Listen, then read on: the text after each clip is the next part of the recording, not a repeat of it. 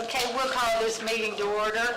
This is a regular meeting of the City of Callaway Board of Commissioners. It is Tuesday, December 29th, 2025. It's 6 p.m. If y'all will please stand with me, Commissioner Pelletier will do the invocation. Commissioner Ayers, will you lead us in the pledge, please? Lord, we thank you for allowing us to gather today, and we pray for your guidance in making decisions for our citizens in our city. We thank you for our first responders, and we ask that you bless them and their families. Please keep them safe and let them go home at the end of their shift. We thank you for our citizens and employees that made Callaway a great place to be, and we pray you bless them with peace and success. In God's name we pray. Amen. Amen. I pledge allegiance to the flag of the United States of America and to the republic for which it stands, one nation, under God, indivisible, with liberty and justice for all. City Clerk, please do a roll call. Commissioner Bardsdale. Present. Commissioner Griggs. Here. Commissioner Pelletier. Here. Commissioner Ayers. Here, ma'am. And Mayor Henderson. I almost skipped over you, sorry. Okay. Okay, we have one presentation tonight from the Bay County Sheriff's Office. Is Deputy McKenzie here? I'm here. Okay. I couldn't see you over there. Y'all hide over there in that corner, you and Wilson. Wait, my goodness. I was running just a little late. I was taking some detours down here through town. So I finally made it to Wewell and turned around and come back. Our monthly activities for November were 26 accidents, 37 arrests. We had 1,031 calls for service. We issued 81 citations, patrolled 25,775 miles, and did 129 traffic stops. On our traffic statistics, we had 32 reported. In November, 7 parking lot accidents, 25 non-parking lot crashes. 6 occurred at North Kendall Parkway and East 7th Street. That's always horrible. 4 occurred at Tyndall Parkway and Cherry Street. It says the contributing factors were failed to yield right-of-way, following too closely, improper turn, running a stoplight, improper lane change, failed to keep proper lane, operate non-motorized vehicle carelessly, a pedestrian walked in front of a vehicle, and improper backing. Just a multitude of stupid things. So you can take that with you to your meeting. Thank you. We appreciate the input. I tell you, do you have any, I know, doesn't crime tend to go up around Christmas? It does. Do you have any words of wisdom for people, advice to give people? Yes, don't let things keep sitting on your front porch. And if you do have stuff dropped off, a good Ring door camera or another name brand camera would be good, something along that lines to keep an eye on your packages. Make sure your doors are locked on your cars whenever you go in tonight. And whatever you do, don't leave a firearm inside your vehicle. We have so many of those taken and then used in other crimes. We've had quite a few car burglaries over here lately, and those were stemming from people leaving their cars unlocked. Yes. So some people left quite a bit of cash in there and then went in for the night and lost their cash. So even if we solve those crimes, chances of you getting all your property back is not that great. So it's best for you to lock your vehicles and just take the proper precautions, and that frees us up to do other things also, other than take reports and dust your car for prints and make you have to go have it detailed whenever we get done with the fingerprint powder. But happy to help you if you have a crime. But y'all, please, I'm talking to the citizens, please help us by locking those vehicles up for us at night and taking in your valuables. Kip, this is our last meeting of the year. Yes. But going year over year, of course, December is not included in the year over year, but between last year and this year, all the 6 items that we really look at, there's been improvement in all of them. Yes. In various directions. some less when it should be less, some more when it should be more. That's So true. appreciate y'all. We appreciate y'all's continued support. We do work with other commissions, but I want to say that this one is very easy to work with. Y'all are very supportive. We know that you love your law enforcement, we know you love your firemen, and y'all take care of your city workers, and we appreciate you guys. Y'all really do have our best interest in mind. Yeah, thank you. Anybody else have anything for Nope, just Deputy McKinney? Merry Christmas and thanks for everything. Merry Christmas to each and Thank every one of you. you. Yes, sir. Thanks, Skip. Okay, do we have any additions or deletions to No, the ma'am. agenda? Okay, and we have some new faces in the audience, so public participation instructions. You can speak on each agenda item if you so choose. If you want to speak on an item when I call for public participation, once you're, just raise your hand. Once you're called on, come up to the podium. You can state your name and address for the record if you so choose, and then your 3 minutes will start. Said you could speak on each item, so you have 3 minutes. And then when we get to the end of the meeting, if there's something you wanted to bring up that was not on the agenda, the same process, and you have 3 minutes to speak on any non-agenda item. So we will go on now to approval of minutes. We've got the minutes of the November 18th, 2025 regular meeting. Did anybody have any comments or changes to those minutes? Look good. Okay, and if not, we need a motion to approve. Motion to approve minutes? Second. Okay, we've got a motion and a second. Is there any further discussion? If not, all in favor say aye. Aye. Aye. Aye. Any opposed? Okay, we will go on to our regular agenda. Item number 1, ordinance number 1133, rezoning of 406 Bob Little Road. Okay, this is a first reading of ordinance 1133, an ordinance rezoning from R6M residential single-family mobile homes allowed to R5 residential single-family, a certain parcel of land lying within the city of Callaway, Florida, consisting of approximately 6.172 more or less acres. Said parcel is located at 406 Bob Little Road, Callaway, Florida, parcel ID 24414. 000000, all is more particularly described in the body of the ordinance. Repealing all ordinances or parts of ordinances in conflict herewith, and providing that this ordinance shall take effect immediately upon passage. Okay, City Manager? Mr. Fry?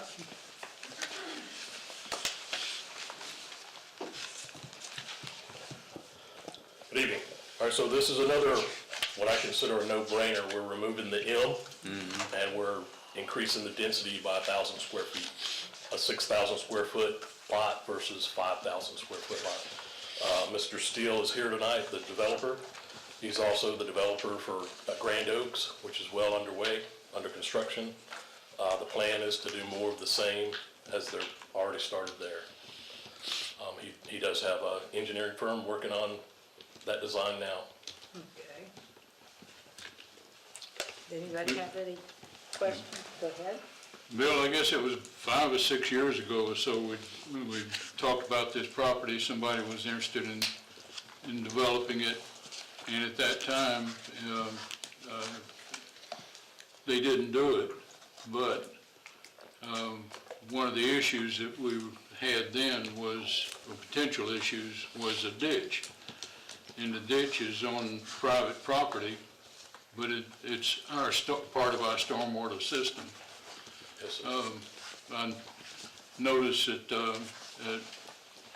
actually the planning board had actually recognized this ditch issue and all that, so I'm bringing it up for us here. I noticed what the planning board was told was the ditch would be moved, or they were looking at moving the ditch at least to our right-of-way, which I assume is going to be on 4th Street. Is that where the ditch would be moved to? Yeah. I've had conversations with the engineer. It's McNeil Carroll Engineering. They are aware of the ditch. He is coming up with a design that will be taken care of during the development order process to move or do something with the ditch. I'm not sure exactly what he's come up with yet. but I think it's probably gonna just be moved out to Fourth Street's right away. Well, as I say, that's part of their land. How does that work? Yeah, where it is now, it's cutting across private property with no easement. And it has for, I've looked, there's never been anything on that property ever, at all. It's always been vacant property. So it's never been an issue. Now it is. Right. So Sean McNeil has been tasked with the duty of taking care of that for us. Okay. Who's paying for the ditch to be moved? Is that on the developer? Yes. That would be developed. It, you know, it's just gonna be part of it. Right, it's in his way now, so Right. if he wants it to use it, he'll have to pay to move it. Is what you're saying? Yeah. They got to handle all their own stormwater. Correct. Anybody else have questions for Mr. Fry? Nope. No brainer, except for the ditch, but they'll have to address that during the development order. That's right. If it's not there, then it won't be an issue. Yeah. It going away is not an option. There's quite a bit of water that flows through that ditch when it rains. Sean's aware of that. He'll take care of it. Okay, thank you. Hey, did anybody in the audience want to comment on this ordinance? Rezoning the property? Not seeing anybody. I would entertain a motion. Motion to approve ordinance 1133, rezoning of 406 Bobletto Road. Second. Okay, we've got a motion in seconds. So if there's no further discussion, Commissioner Birdsell? Yes. Commissioner Griggs? Yes. Commissioner Pelletier? Yes. Commissioner Ayers? Yes, ma'am. And Mayor Henderson. yes. Okay, we will go on to item 2. Resolution number 2627, fiscal year 25-26 budget amendments. Okay, this is resolution number 26-27, a resolution of the City of Callaway Bay County, Florida, adopting the final budget for fiscal year 2025-2026 and providing an effective date. Okay, city manager. This is just a I'm sorry, request. that should have read 25-27. It said 26 on the actual document. Okay.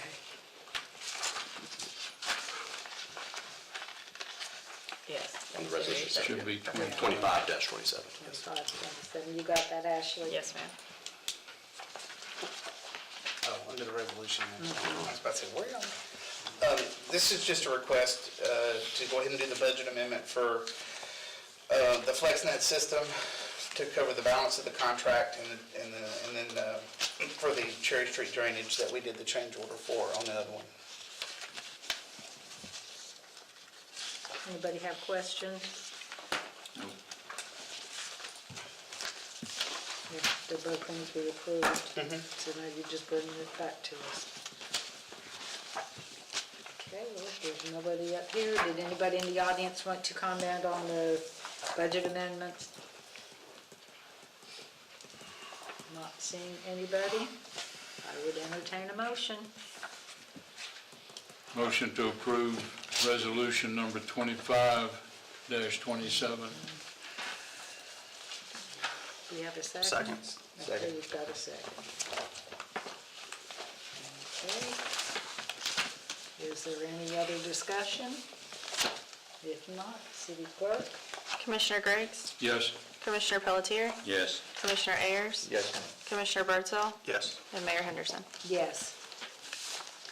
Okay, we'll go on to item number 3, development order application, construction of a 7-unit multifamily complex at 325 Camellia Avenue. City manager? Mr. Fry.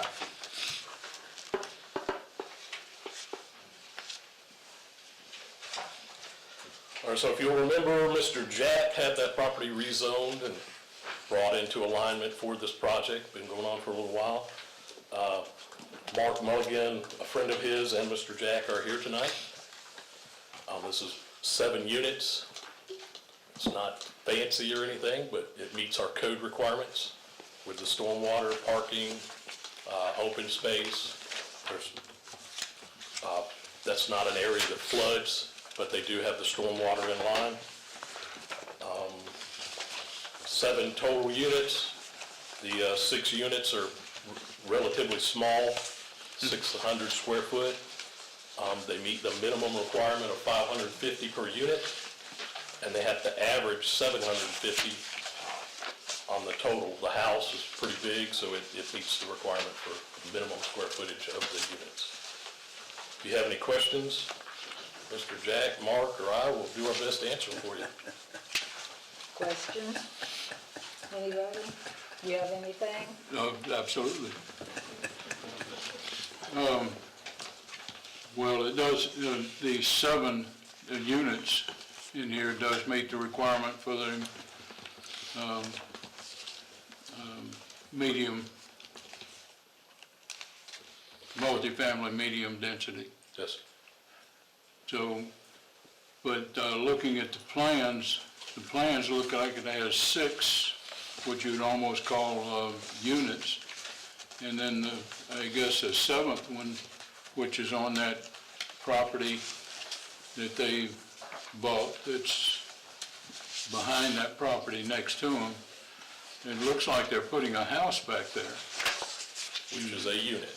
but it's classified as a unit. Yes, sir. So if it's not a residence, but it's an interesting unit, 4 bedrooms, and it sure looks like a house. But, Yeah. I believe that's gonna be Mr. Jack's house. you know, Is that correct? Okay. well, Mr. Jack also has his house further on down too, several properties, but, now, what will be the order of construction on this? Will the 6 units be built and then the house, or the house be built and then the 6 units? And you know where I'm driving at. Mark, would you mind coming up?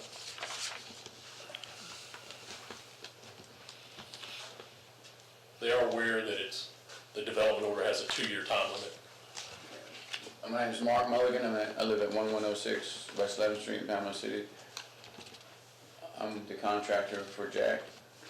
And the plan is to build the house first. Then he's going to move into that house. He'll probably rent out his other house. And then after he's living there, work on the construction of the other 6 units. That's the plan. Okay, now, of course, Bill and y'all probably know the reason I'm asking this, but if it's just a house back there, and if in 2 years is still just a house back there, then there has to be a 50-foot access on that property going back to it, which only leaves about 40-something feet to build these 6 units, so.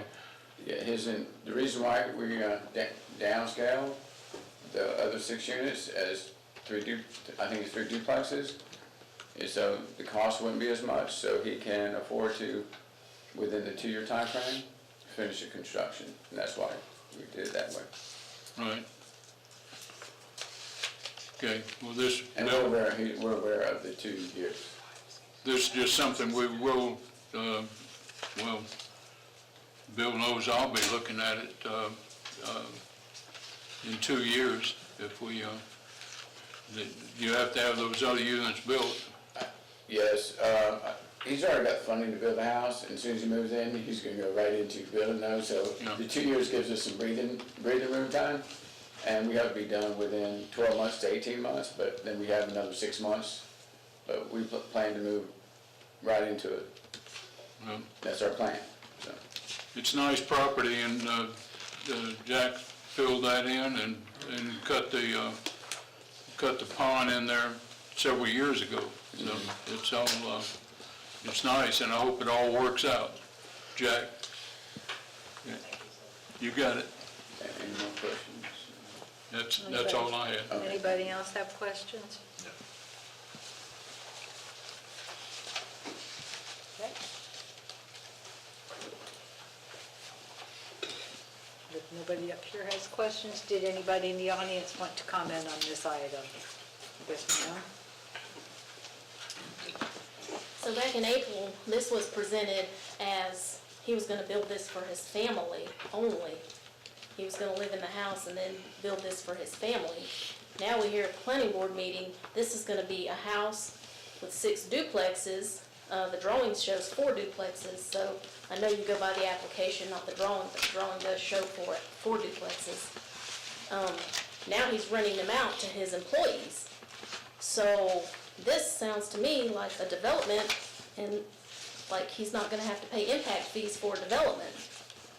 Because now it's not just a family property. Now you're talking about renting units to non-family, and now you're talking about a real development. This is not a family compound.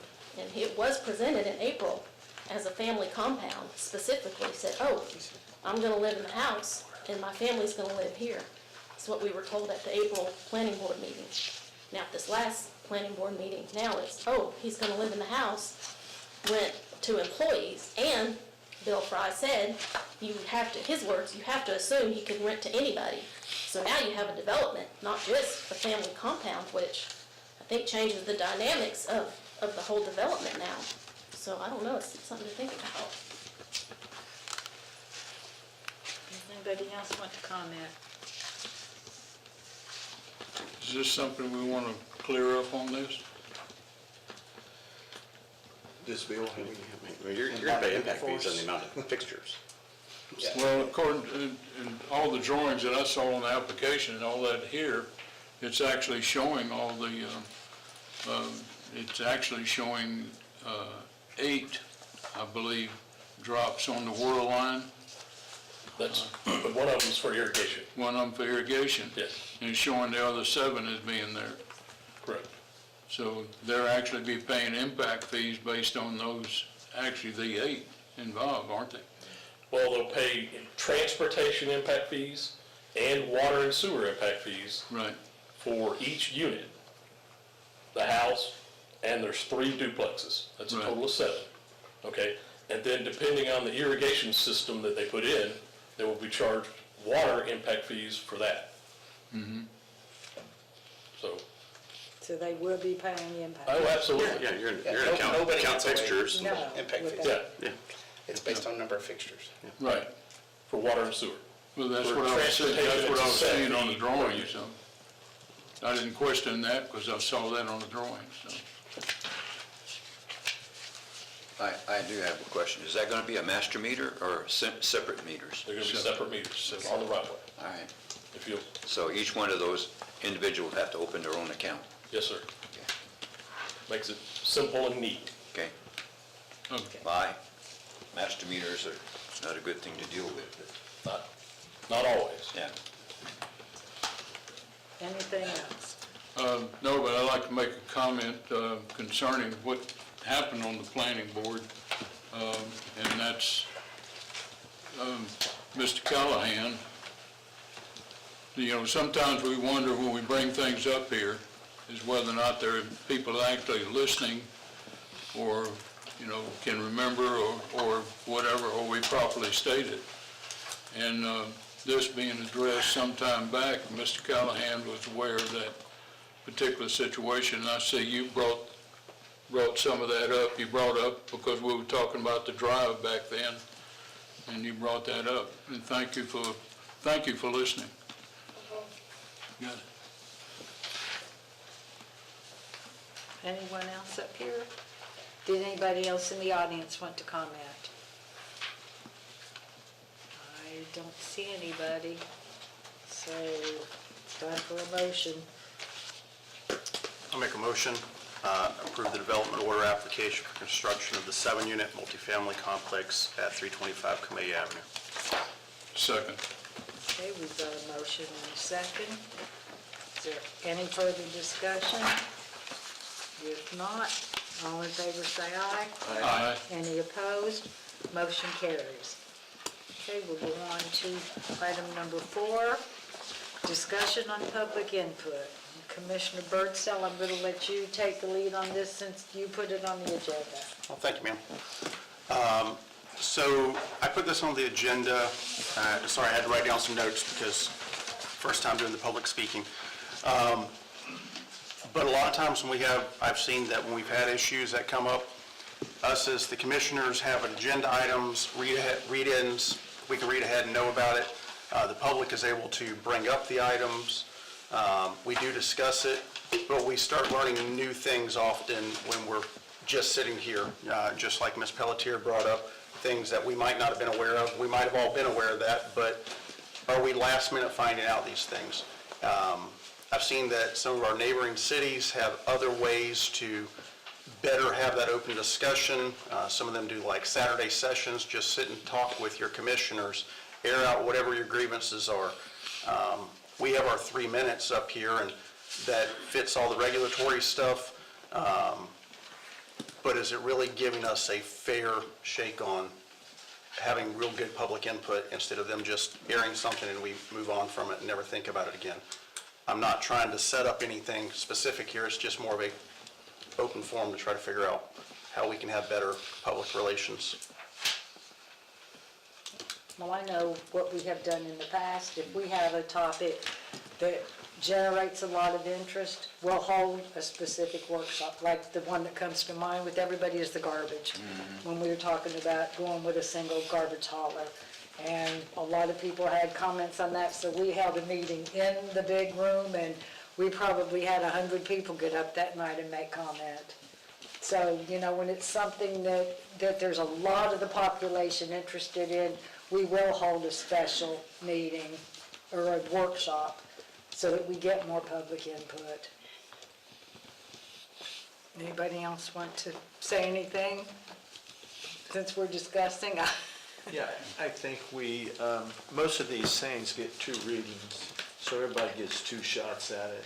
And if it's something of contention, we definitely get a lot of input from several individuals. So after 3 minutes apiece, I think we get the picture. So, Like I said, you get 3, you guys, we have set special workshops in the past for big items. There's nothing to say you can't do that, and we've done it in the past. Nothing says a commissioner can't hold have a meeting with citizens, say, hey, I'm open to a meeting, you want to come to, I'm Exactly. here. That's something any commissioner can do, Or citizens are always free to reach out, to to a commissioner to have a one-on-one, whether it's email, you set up a meeting at City Hall. We're accessible. I mean, I know I've met with citizens, they'll get in touch with me and say, hey, could I meet with you to talk about? So, people have that option if they just want to have a one-on-one with a commissioner. I know on Thursdays, the mayor comes down here, and I come down here once in a while. Yeah, I come and meet with the seniors. I usually come on Tuesdays, but I come and Tuesday. meet with the seniors a I lot. usually hit Thursdays, but Yeah. gives me a chance to sit down and talk with the citizens that day, and I take good notes and go back and try to talk with the city manager about things that I couldn't answer, and then we answer.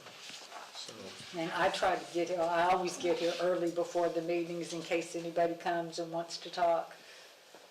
So I try to be available. I think we all do. I don't have any problems with doing it. It's just that, at the end of the day, we've had participations in the past where just a few have shown up. It's not that what happened in the past is the past, We do, of course, I try to keep my Facebook communication going. Yep. And, I don't have any problems with what he's proposing. It's just that, we get into new scheduling and big issues. We've had workshops on. We have That's it. many workshops on the budget, That's right. and we only have 1 or 2 people that show up for our budget meetings. And they're in the audience here tonight, maybe 3 of them. And so,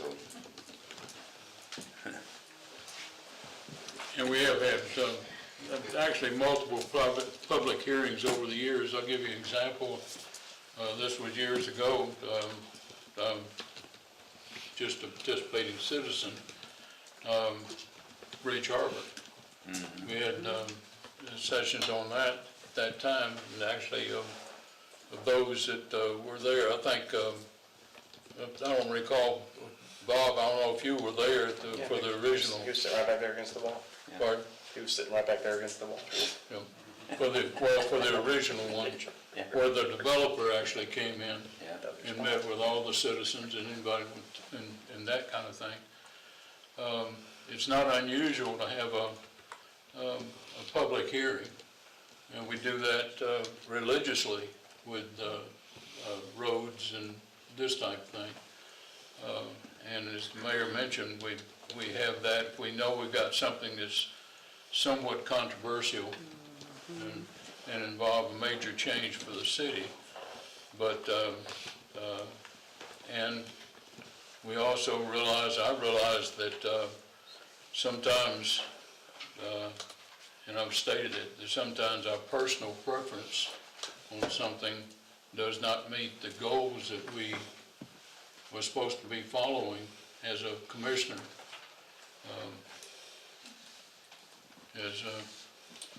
I'm looking over there at Ron because we talk about the RV situation. Our feelings about that were not necessarily what we Yeah, I mean, should I have. found, yeah, I did a vote, but I found this commission to be very good about not cramming things down the citizen's throat. If any one of you guys, the good thing about our policies is any commissioner can table something. Doesn't need a second. So if you have something you think is just, this is too high profile, you table it and then you discuss with them, hey, maybe we should set up a workshop, and more times than not, they'll do it, or you'll get more people to come 2 weeks from now when it's tabled for the next meeting, you'll get more input, so. And try not Kevin, I to do- table it before the discussion, because discussion stops. Yeah, I always remind the commission, when you table an item, it automatically stops. So if you have intentions to table an item, go through discussion first. And then before you ask for a vote, then just say, I'd like to table the item. That way, you know what's going on. If you table it off at the beginning, then it can't be discussed at all at that meeting, and it was just a waste. Well, and something that Commissioner Griggs said made me think, the RV issue. Actually, we had citizens come to a meeting, we had several come, and they were talking about Panama City had passed a new ordinance and they wanted us to look at it. So what we did, I actually put it on the next agenda, let people know it's gonna be on the agenda, and that gave them the opportunity to come and say, you know, what they wanted to. And I think that one had to have didn't that one have 2 readings? The RV? So, Three, actually. so people had Yeah, any ample, ordinance is 2 readings, but then. so people had ample time and opportunity to come and speak about that. And there again, we couldn't make everybody happy because we had people on both sides of the issue. And But we did make adjustments, so. And all the information that actually that we have as commissioners, if we're looking at, like we're just talking about the development order on this, and all the information, all those requirements are available online on the city's website. Now, I have nothing to do with the other websites and all that.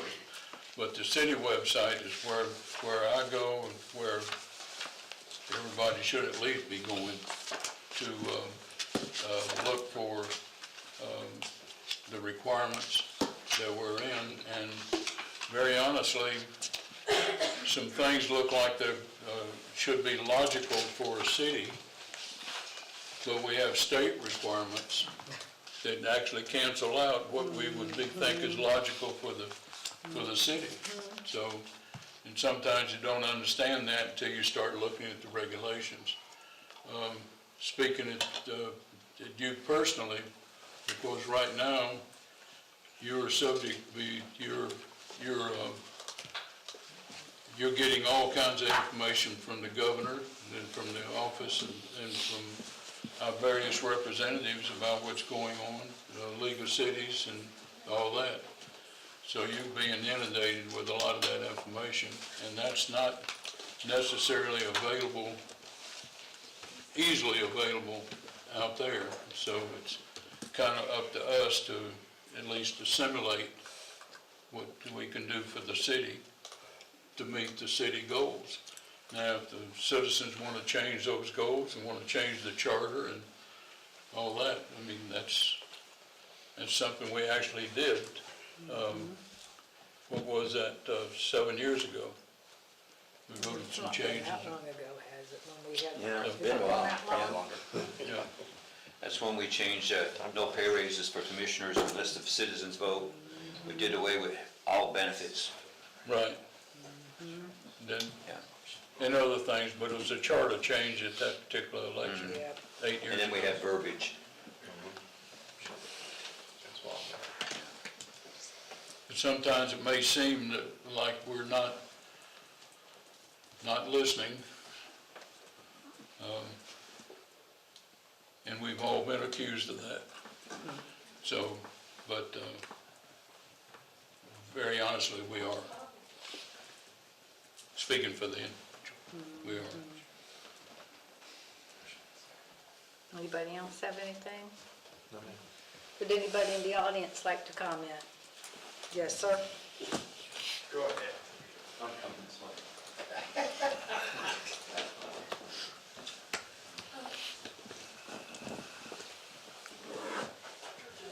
Martin Vossler, 6303 Wallace Road. So for a long time, we have noticed, we as in people that live in Callaway, that a lot of people have issues getting information. And then one of the things that everybody talks about is what is on Facebook, how to find information on Facebook. My thing that I would like to see changed, or have a reason, is why are comments shut off on the city's Facebook page that I consider a public forum, yet I can't comment on there?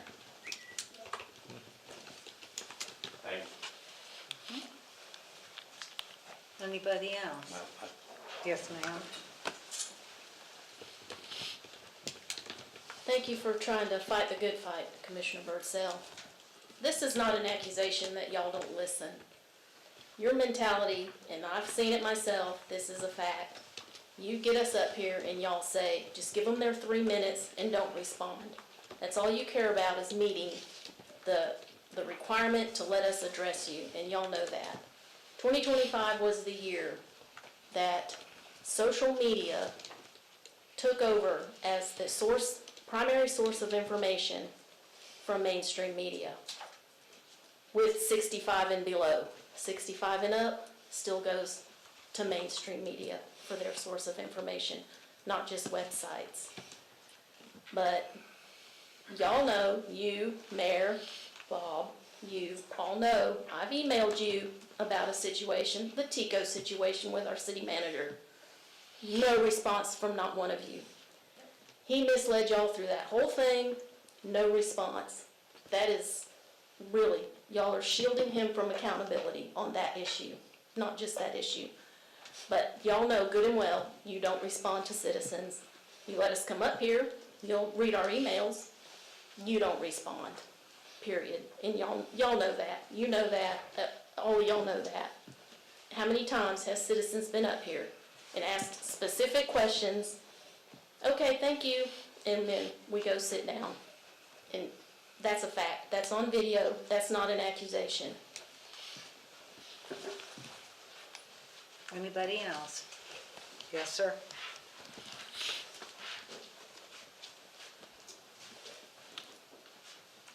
My name is John Walter. I reside at 6-12 Cherry Street, a couple of houses up from the Veterans Park. I've had several problems over the last 30 years that I've lived there. There's vehicles comes down through there, and I see the manholes up from the park coming up Cherry Street, manholes that the asphalt has dropped down below the manholes. And I understand that there's some construction work up the street. I don't know what they're doing right now, but there was a guy marking for water lines today. And I understand that there's some construction's gonna be widening the street. I don't know what's happening, but I've dealt with Bill Clark several times. about these manholes protruding upward from the center of the concrete. And that was the lady, that was a truck, first of all. Sir, I hate to interrupt you, but this is not, what we're talking about right now is the public input, having a discussion on public input. I think what you want to talk about is a non-agenda item. So, I mean, we'll give you your time, you can, That's okay. but please don't leave. Did anybody else want to talk about the public input? Mr. Shaner?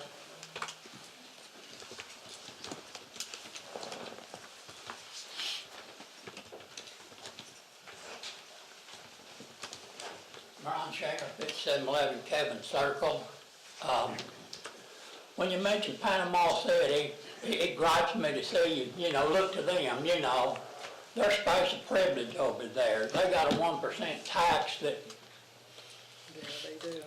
I mean, that gripes me every time. I mean, what's so special about them two cities that, our politicians up there need to correct it. But anyway, why, I think the public input is much better than it used to be. I mean,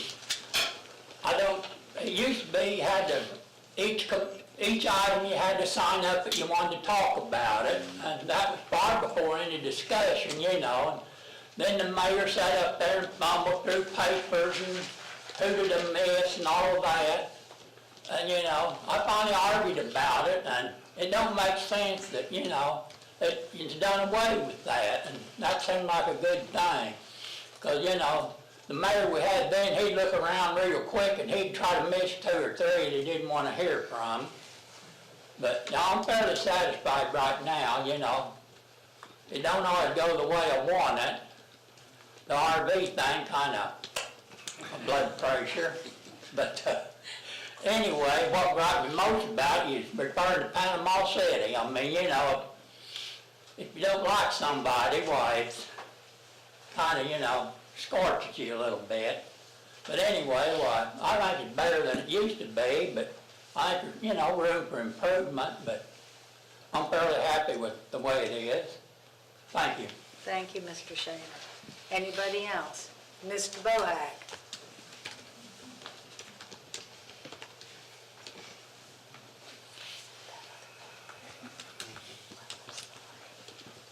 Paul Bohat, 7010 Mike Lane. I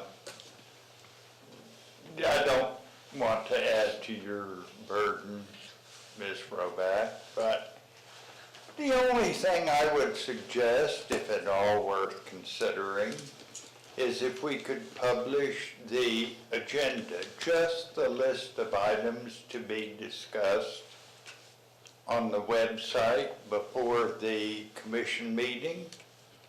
Because oftentimes we walk in here not knowing what we're going to be discussing at the meeting.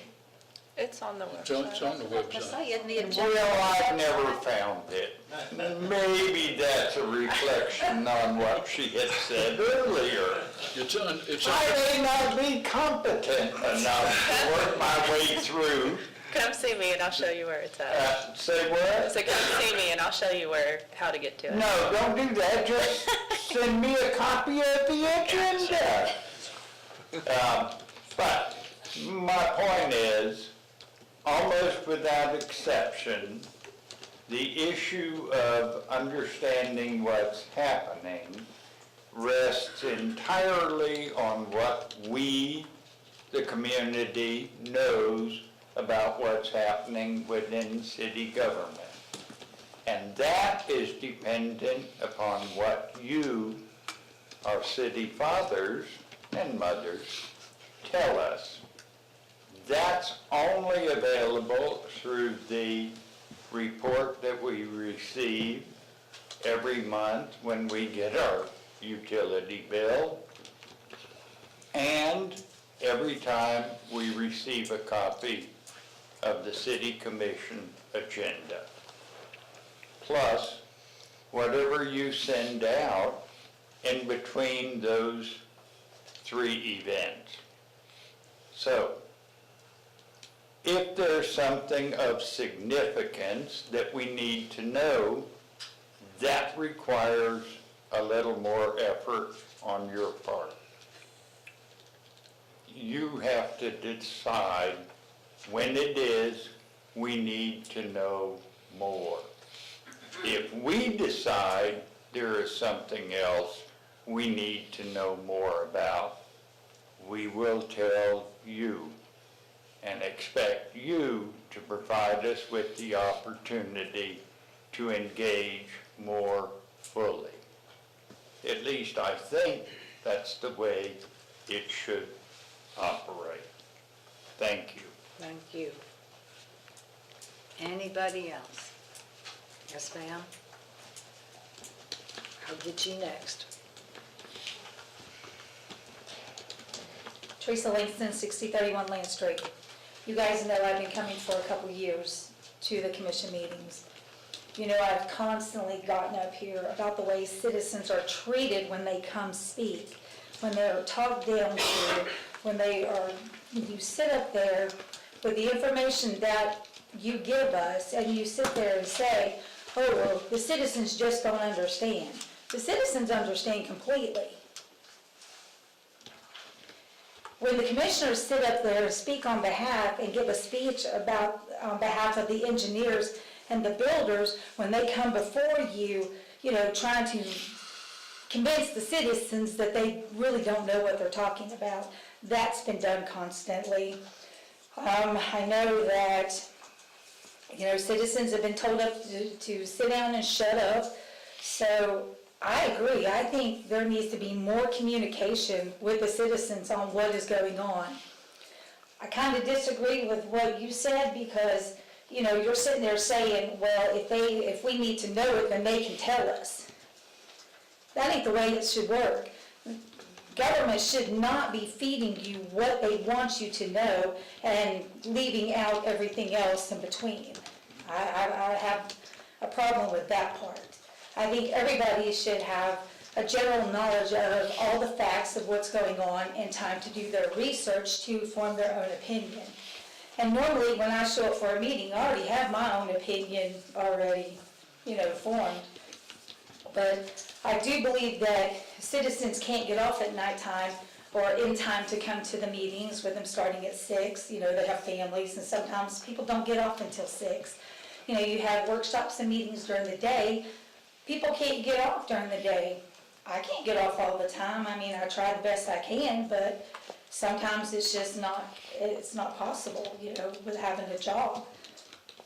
So I do believe that we need more communication, and I do believe that the city commissioners and whomever needs to communicate more and put the information out there. I mean, we have a Notify Me that we are not fully using. It's pick and choose. We have a Facebook page that's pick and choose of what they post. We already have 2 detours, you know what I mean, like Cherry Street closed, and Notify Me, nothing has gone out to notify the citizens of the roadblock or the thing on Cherry Street, and also the new detour coming off for the roundabout.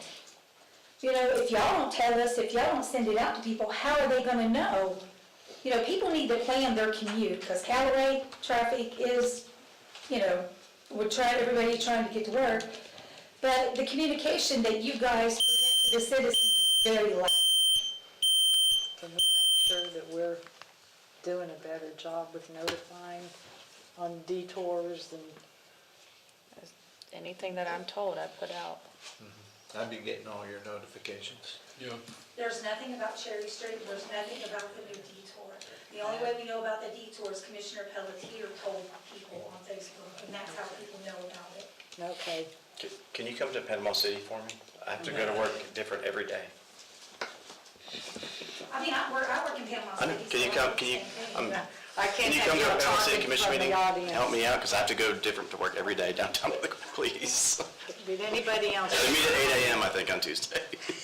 Anybody else? Yes, sir.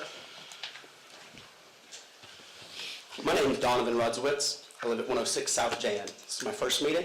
Y'all don't know me, but you're about to. To her point about not being notified about the detours, I didn't find out until I was leaving my house to go to work Monday morning of last week that we were gonna have the detours. I also found out recently that the only place y'all post anything is Facebook. I don't use Facebook. I know that seems strange, I'm the youngest person in here, I don't use social media, but I know I'm not alone. I mean, look at participation from people my age. Clearly, you are not communicating effectively with the citizenship. I can see that apparently just by listening to my peers here. And then on top of that, how dismissive y'all are of some of the people talking up here. I mean, I've come to one meeting and I've been able to pick some of this apart. Something's got to change. Thank you. Yeah, we need to be getting these notifications out. We're not. How else do we want to notify? Well, I mean, are we using notify me? I mean, they're saying notify me, it's not. Huh? Can I ask a question? I know you said you don't use social media. What other means of communication could we utilize? I mean, how hard would, I'm sorry, that was a little aggressive. I don't think it would be hard to put those kind of notifications in with our water bills when they get mailed out. I know they didn't get mailed out this month. I'm sure.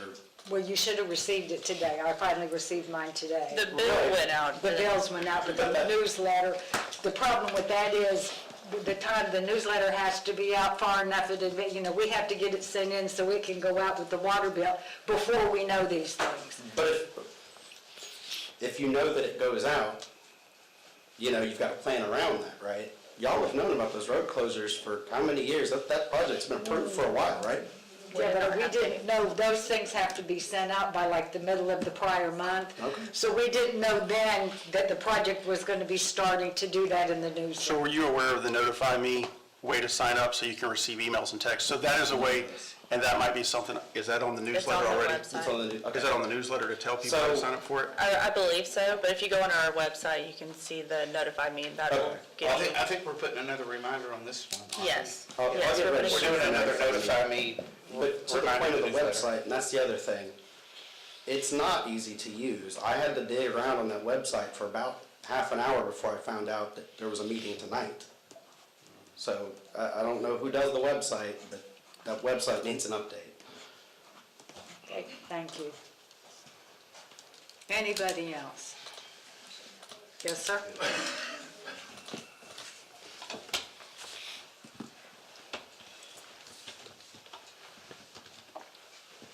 Jeff Carnahan, 7752 Shadow Bay Drive. I agree with what Teresa said. You guys had a lady that came up here on Kimball who brought a petition to you about wanting a speed bump put on the road. And you shot her down in 17 different directions to Sunday. She didn't stand a chance. She got a petition signed by all her neighbors. You guys put a 4-inch piece of angle iron out in the road. You didn't put a speed bump out there. I told Mr. Cook, I told Mr. Griggs, I think even told Mr. Pelletier, there's other things that could have been done. The city of Niceville has rubber mats that they install on their streets. The Air Force Base installs rubber mats out there on the base. They don't have any problems with them at all, and they're very effective. And they don't cost $20,000. I guarantee you that. They cost about $250 a piece. You need to show a little more compassion toward the citizens when they do speak up. You have a reader board in front of City Hall, and the only thing it says is December 12th, there's a Christmas in Callaway. That's all it says. It doesn't say anything about a commission meeting tonight or any other meetings lately. You have ways to advertise these things. You guys did do a good job with the RVs. You held 2 workshops on that, and I attended all the workshops on that, and I spoke at them all. And you guys listened to what I had to say. But some of the citizens stand up here, and they have a legitimate complaint, a legitimate bitch or whatever, and you guys just shoot them down with machine guns. And that's not fair to the citizens here. That's all I have to say. Thank you. Anybody else? I don't see anyone. So, is there anything else? I want to address a couple of things. One is on the detours. I think our grade is poor on detours. You know, we had, even though it's the last minute, we had Bertha and Wallace closed down over an emergency, and there was no notification went out. I know because I drove down there and saw it, and I called city manager, what's going on? We didn't notify anybody. We didn't notify me on that at all until after the fact. You know, I think we need to work on, you know, when it comes to situations like that, a little bit better. I understand Facebook.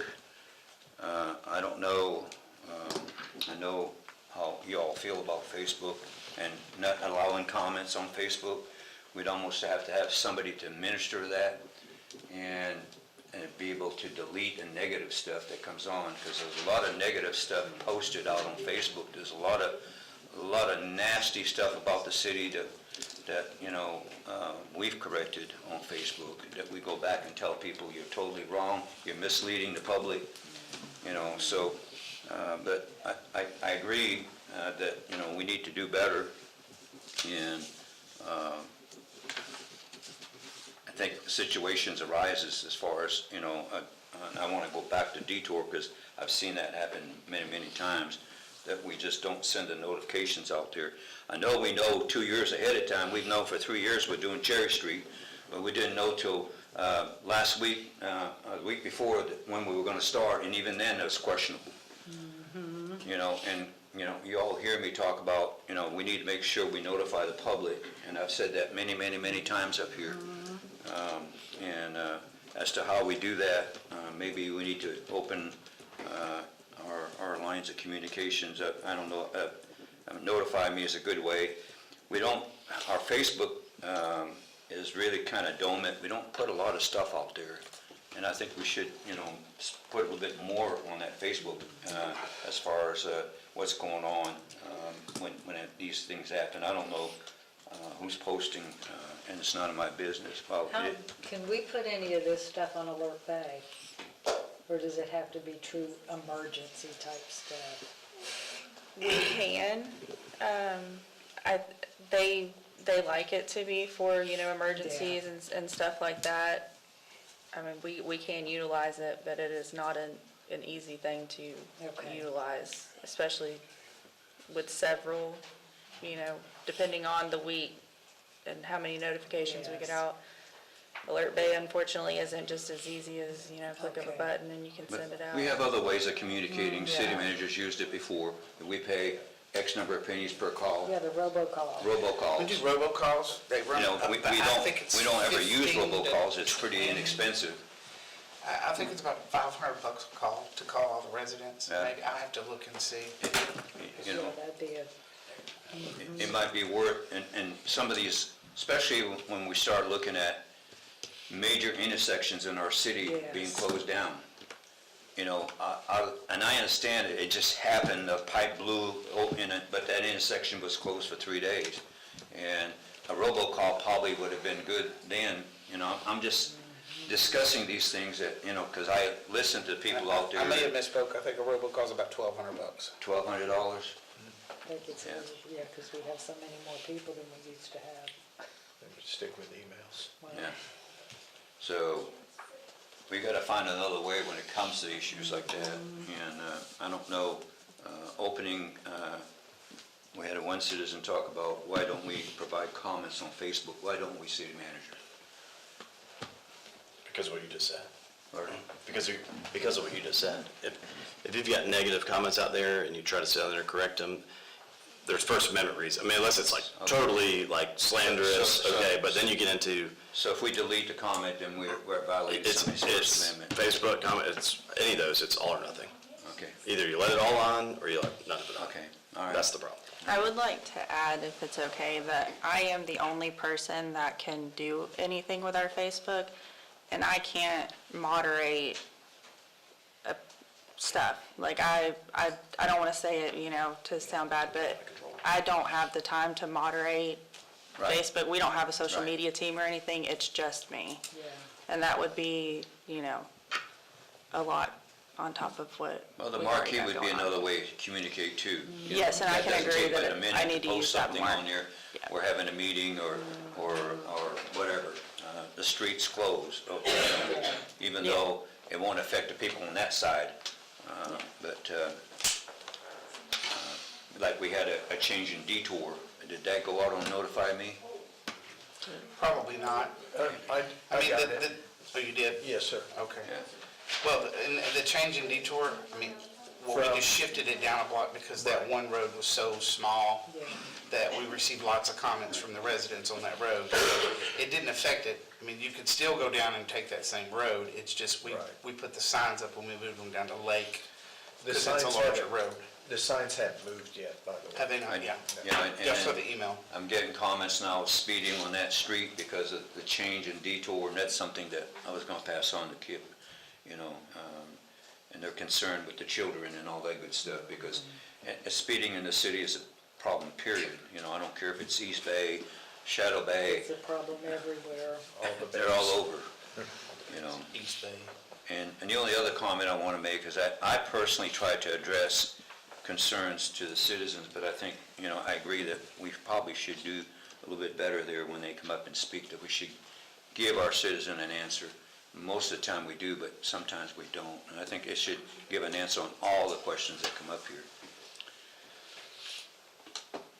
If it's possible. Sometimes it's something that we don't know off the top of our head, and I'd rather not give an answer than give a wrong answer. Well, I don't want to be misleading. And that's good. I think we can address it to, we'll get back to you. Yes, You know, exactly. and get back to them in writing or, you know, by Yes. phone call. And we have one message board for the city, and occasionally we borrow our second one from the sheriff's department. But in some of these issues, you need that message in multiple directions. So do we need to get another message board, for example? I'm gonna go for Because that could be, Parkway. pardon? Down by the new Parkway, like where our sign is, as you're coming into Callaway, more people would see that on Tyndall Parkway. Well, we're talking about a portable message. Well, I was thinking more permanent. Now, as far as us not mentioning the meetings, they are on the city website message board, not the website, but the Marquee. at City Hall. Yeah. Now, right now, I don't know if it had, I was out today, I didn't notice whether it had the meeting today. But somebody said that the only thing on the message board It's a Christmas in Callaway. was Christmas at Callaway. So, but the portable, if we have a line break and this kind of thing, we do have the portable message board that, you know, but sometimes you need it in both directions, so do we need two? I'm willing to spend our reserves for another one if necessary. Communication. Right, I think it's a two-way street, and maybe it's up to us to educate the public a little more, because we do have the Notify Me, and you can sign up for it on the website. And that way, you'll get an email almost all the time, because I signed up for it. I didn't know about it till I was kind of fishing around and found it and signed up for it.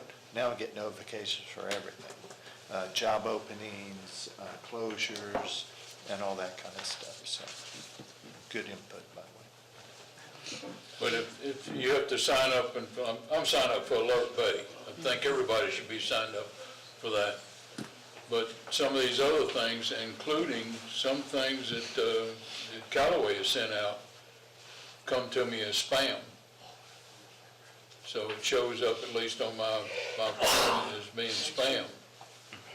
And, you know, it goes to my voicemail. But Bless you. Well, I think our lesson is, we need to work better at notifying, see if we can come up with any other opportunities out there, things that we can use, and we'll try to do a better job for y'all. Mr. Hanning.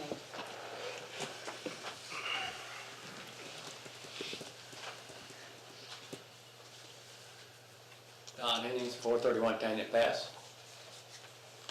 I get all the emails there is. They send them out, I get them.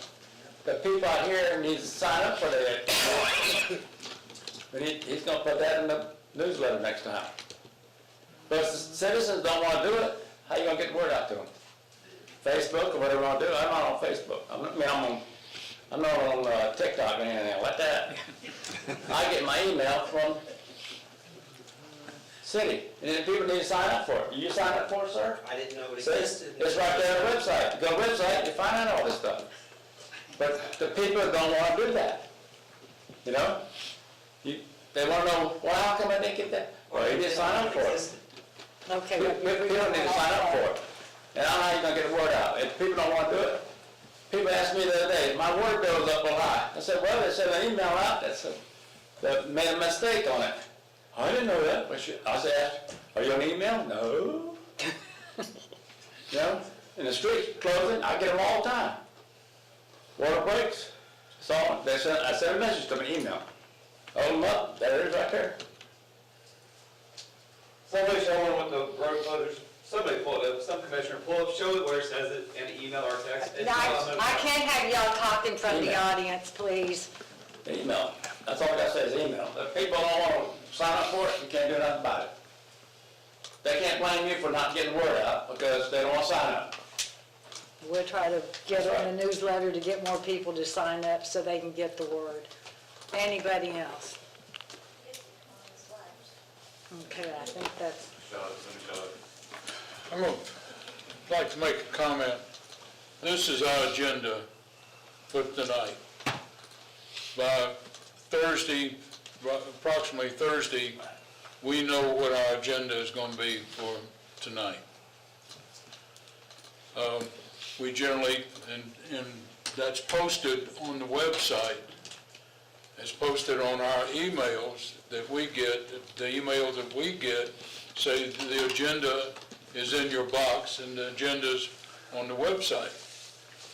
Very honestly, I didn't pick this up until, I picked it up, I think I picked it up yesterday. I picked it up yesterday. But what I did, as soon as I know the agenda is out, I go on the website and pull down the citizen has the exact thing, all the information, all the drawings and everything that I have. And I start on Friday going over everything on the agenda. I don't need my book at that point because I'm pulling it down on my computer at home. So the information is available. And it's very simple, very honestly, as far as the meetings. You go on the city website, go to meetings, it's a big block that says meetings, and then it pulls up everything from, pulls up a menu that says commission, all the way down to the half-cent sales tax.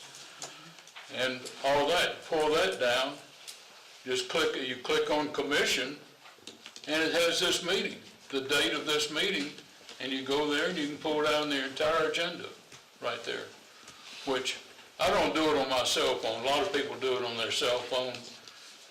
I can't see that small. I've got to see big.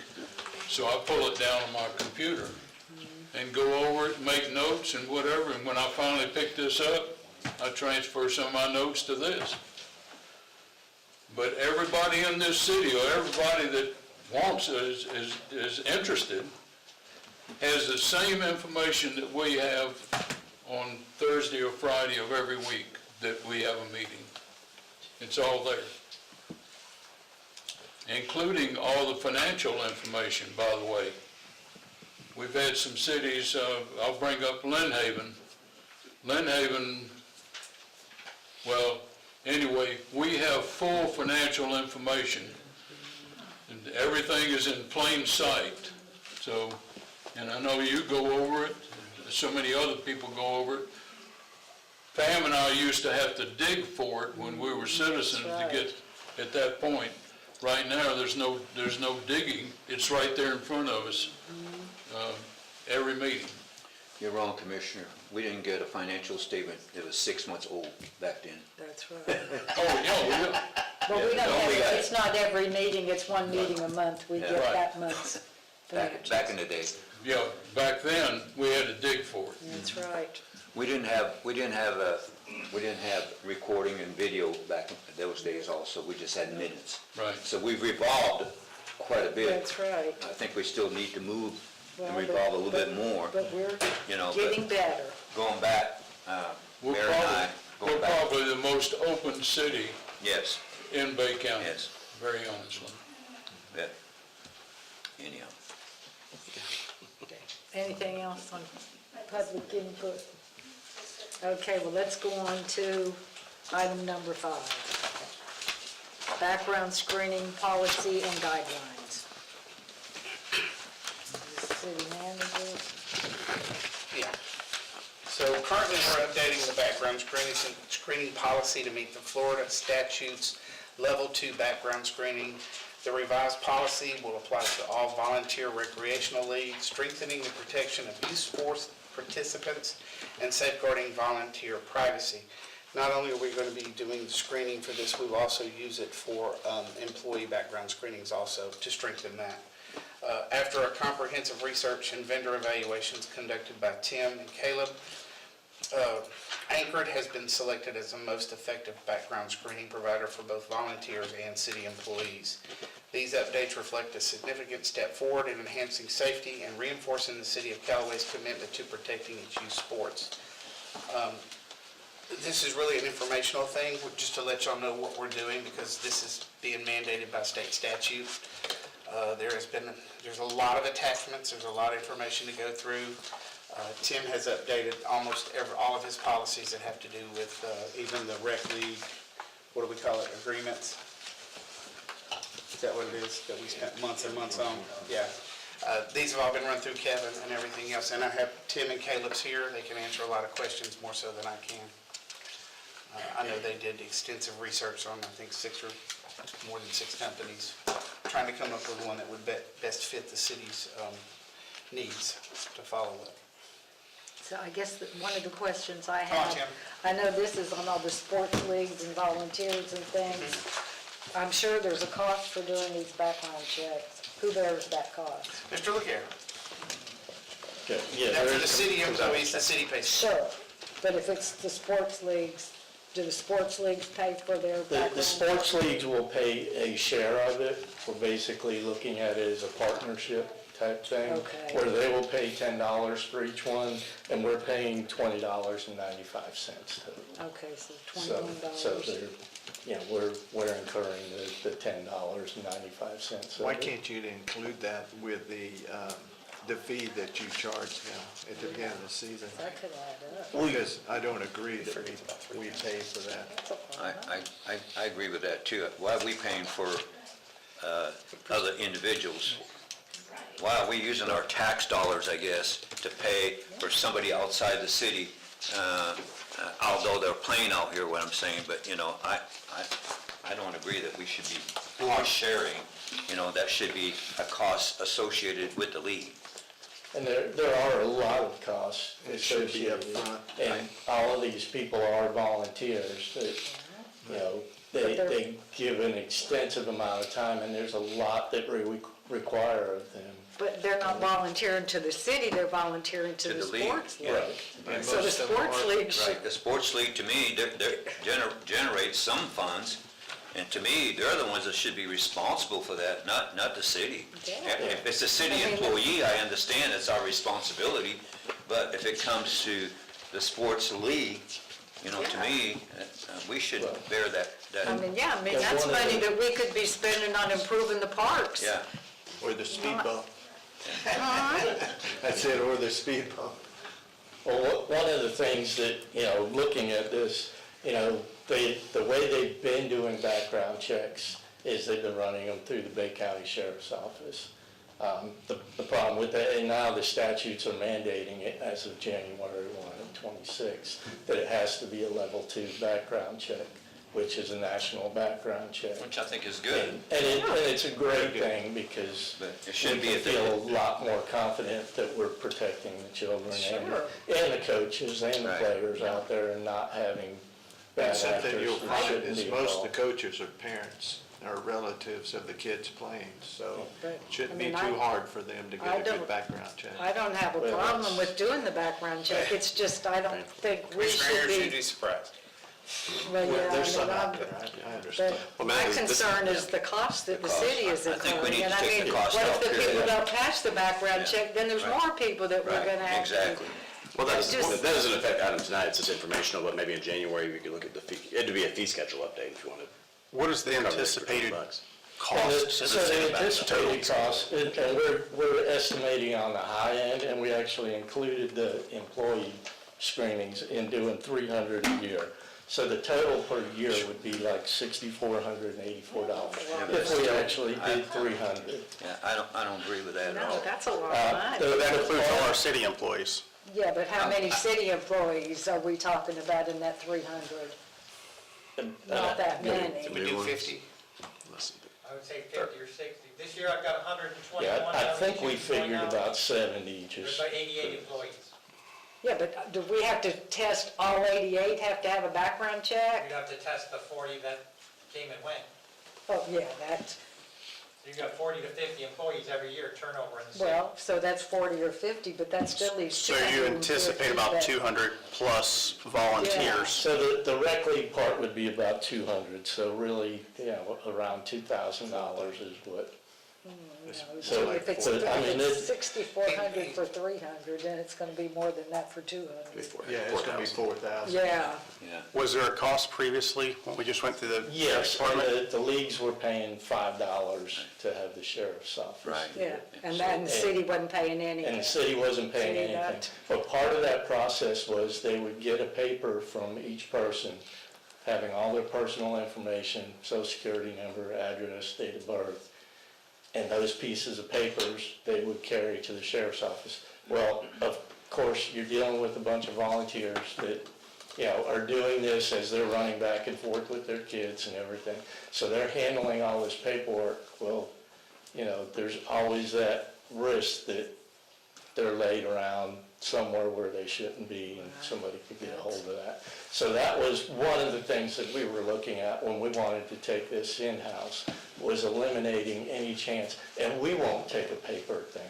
With this type of background check, what it'll be is we'll give them a link to the website, and it's a, secured website that they will put their information in, we'll never see their information. And that's And fine. then, and we set the parameters for whether they qualify or they don't qualify. And that was a whole rabbit hole that we went down, Caleb and I, for the last couple months, because there are all kinds of different, baseball has their organization, soccer has their organization, football has theirs. Every one of them has different requirements.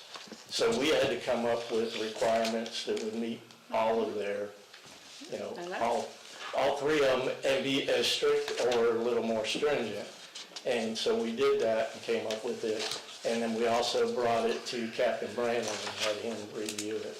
So I think we have a really good, solid program. Now, as far as the cost goes, I just thought that was a good faith measure that we're looking out for the best interest of Yeah, but we're paying children around here. 2/3 of the cost. Right. Yeah. But Yeah, I just think the leagues ought to be looking The out league needs for to the pay best for it. I think we got interest enough of the- people up here. We got 3 commissioners up here that don't want to pay for it, and I think you need to eliminate that.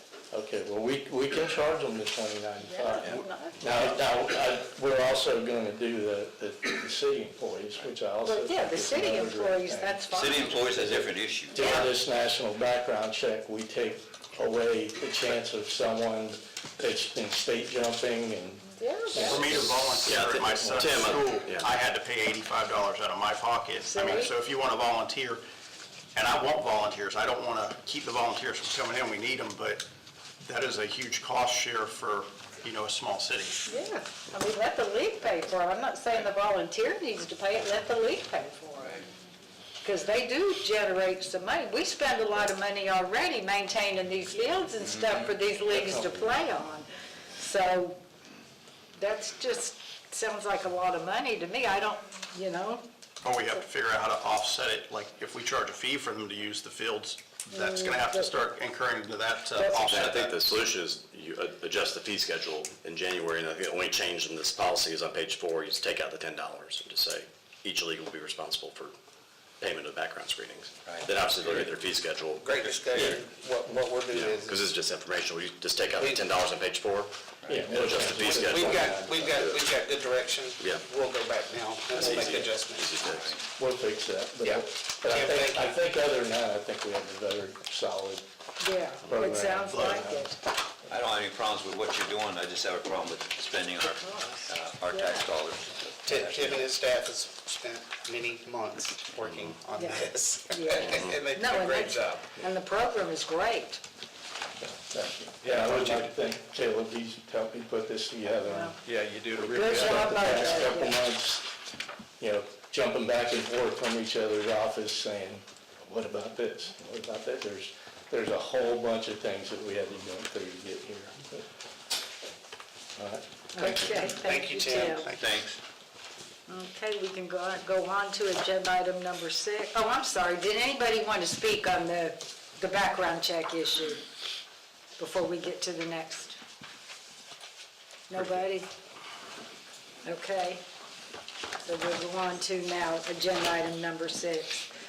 2025 Advisory Board appointments. Ashley, are you going to take this one? Yes, ma'am. Okay.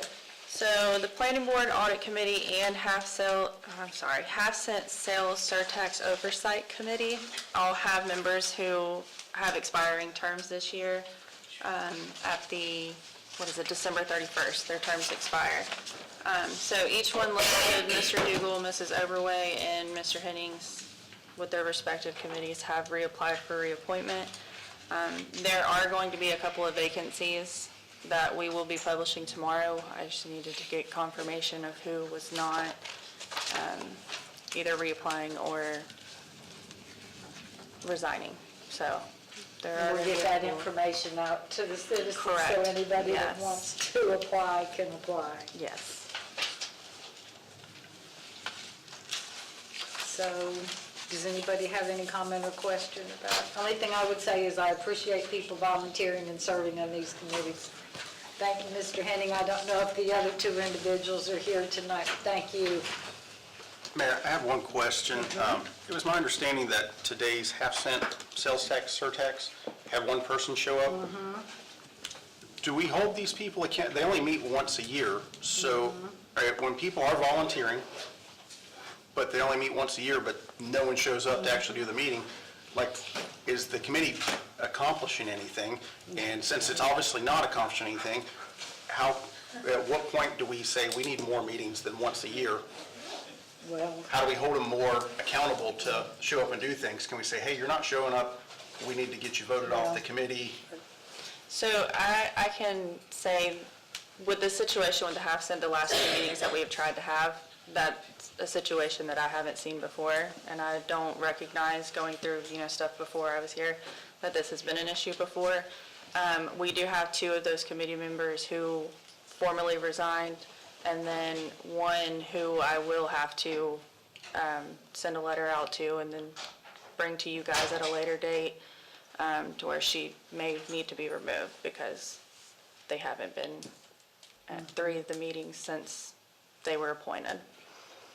And that's 3 meetings being once a year, so they haven't been here for 3 years. Well, That's like the too far. 2024 and then the 2 meetings we have tried to have were this year, yes. and typically, we don't have that problem. Usually people that, No, this that was- serve on our committees are faithful about coming to the meetings. Yes, that's why I wanted to So bring that up. This is not, with the issue that I've had with these last 2 that we tried to have for the half-cent, is not a regular problem. So I'm hoping that, this will not continue to be a problem. Most of our committees, our committee members are very good about, being here when they're needed. And if they have something that's going on that prevents them from being there, they're very good at communicating that. There has just, I want to say this is an anomaly, but I don't know. But 2 of those members have resigned, and one of them will probably have to be removed. And just since he's here, Mr. Hannings was the one that showed up for Yes, the, he was. to give him credit since he has reapplied. He is the one that showed up for the meeting, so. Can He's they the current serve chairman. on more than one committee? Yes. Yeah, because some of them they don't do. make decisions. Yeah, it just depends on the board. If it's advisory only, you can. Yeah. I was gonna bring that up because Spring Overway, on the audit committee, and she's also on the planning board. Now, Mr. Hannings on the planning board, aren't you? And yeah. this half-cent sales tax, so. Now, very, very honestly, when, here again, we want more people participating, but they applied for it, somebody else didn't. So they ended up, we allow that. There is also a requirement, including commissioners, if you don't attend certain a certain number of meetings, you're off. That includes us. You know, So here's a good opportunity for everyone in the audience that if you'd like to participate on one of our planning boards, please volunteer. not only the planning board, but some of the things that we're involved with. I'm looking over there at Wilson, Mr. Bohack, that he's also on the TPO, the Citizens Advisory Board for the TPO. And we have actually brought this up, that if there are other citizens that want to be on that advisory board, Let us know. let us know. So Pam and I, who are on the TPO, will certainly support it. That's right. Are commissioners allowed? No. Because we're on the, so no, not on Citizens Advisory or technical, no. Okay. Maybe later. Okay, I think we've talked this out. Did anybody in the audience want to talk on the advisory board appointments? Yes, Ms. Langston, you got your hand up first, so. Teresa Langston, 6031 Lance Street. You know, you were making a statement about wanting citizens to apply and getting some different people in, but I guess when there's a term that's expiring, then the people that currently have that position just redo their application. It's not posted to the general public saying that there are terms that are expiring and they have a chance to apply. So they don't know about it unless, like, the people that were removed or resigned or anything like that, then they're not posted that there's open positions. So the public don't get a chance to do it. The people in the position just reapply and continue to serve on. So that's why we still have, 2 or 3 people that are on 3 or 4 committees, because it doesn't open up to the public. Yeah, I don't believe we have term limits on them, do we? They're 3-year terms. Oh, well, as far as how many times? No, Right. not on advisory boards. There is on, whether there's a term limit on the chairman, Correct. Yeah. Yes. but not on the overall board. So, Yes, sir, you wanted to. Martin Bosler, 6303 Walsh Road. Have sent oversight committee meetings, where they're at, agenda. Doesn't say anything about how to apply, so maybe if I go to this notify me thing, it'll show up, and that will notify me. So on this website, how do I find out how to apply for this thing? We haven't, that's what I'm saying. Tomorrow, I'm putting I'm out the saying, if there's other advertisement. ones other than that, how do I find out how to get on any of them? I'm doing all of them Okay, tomorrow. okay. Historically, though, how does it happen? It goes out through Notify Me, social media. I'd have to look and see. Those are the 2 main ones. I'll wait for somebody to show me that on Notify Me, because I still haven't seen nothing for the road closures. I'm sorry for saying that again. I'll give $100 right now, cash money, to somebody to show me that. Go ahead.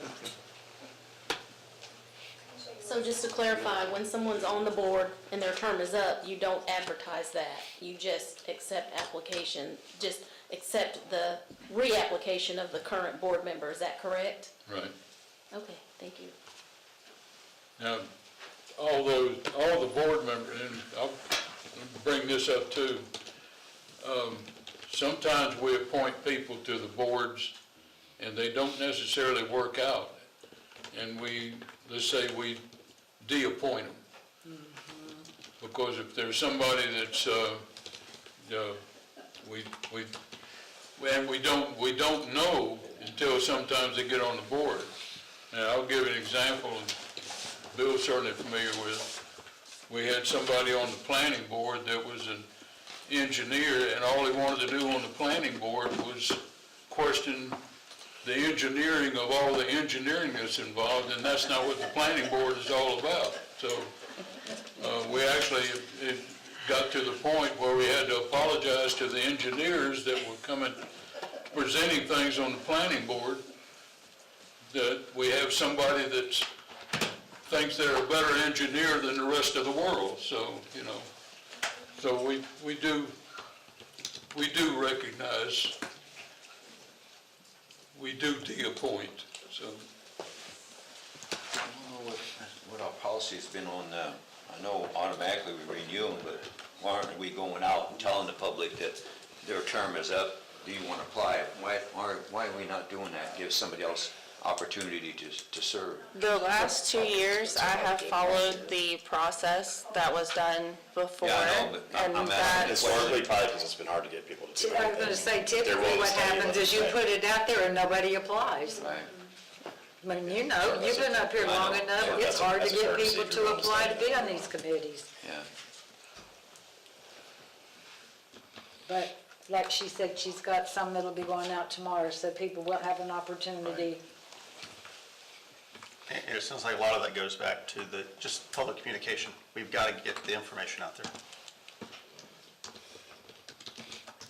Did anybody else want to comment on the board appointments? Not seeing anybody, would somebody like to make a motion? Motion to approve 2025 advisory board appointments. Second. Okay, we've got a motion and a second. If there's no further discussion, all in favor say aye. Aye. Any opposed? Okay, we will go on to commission and staff comments. I'm going to be brief. There's just been odds and ends going on, but nothing that really has a strong impact on Callaway. So Merry Christmas and Happy New Year to everybody, and I hope to see you Friday night at Christmas in Callaway. Now we'll go, Commissioner Birdsell, you have anything for the good of the order?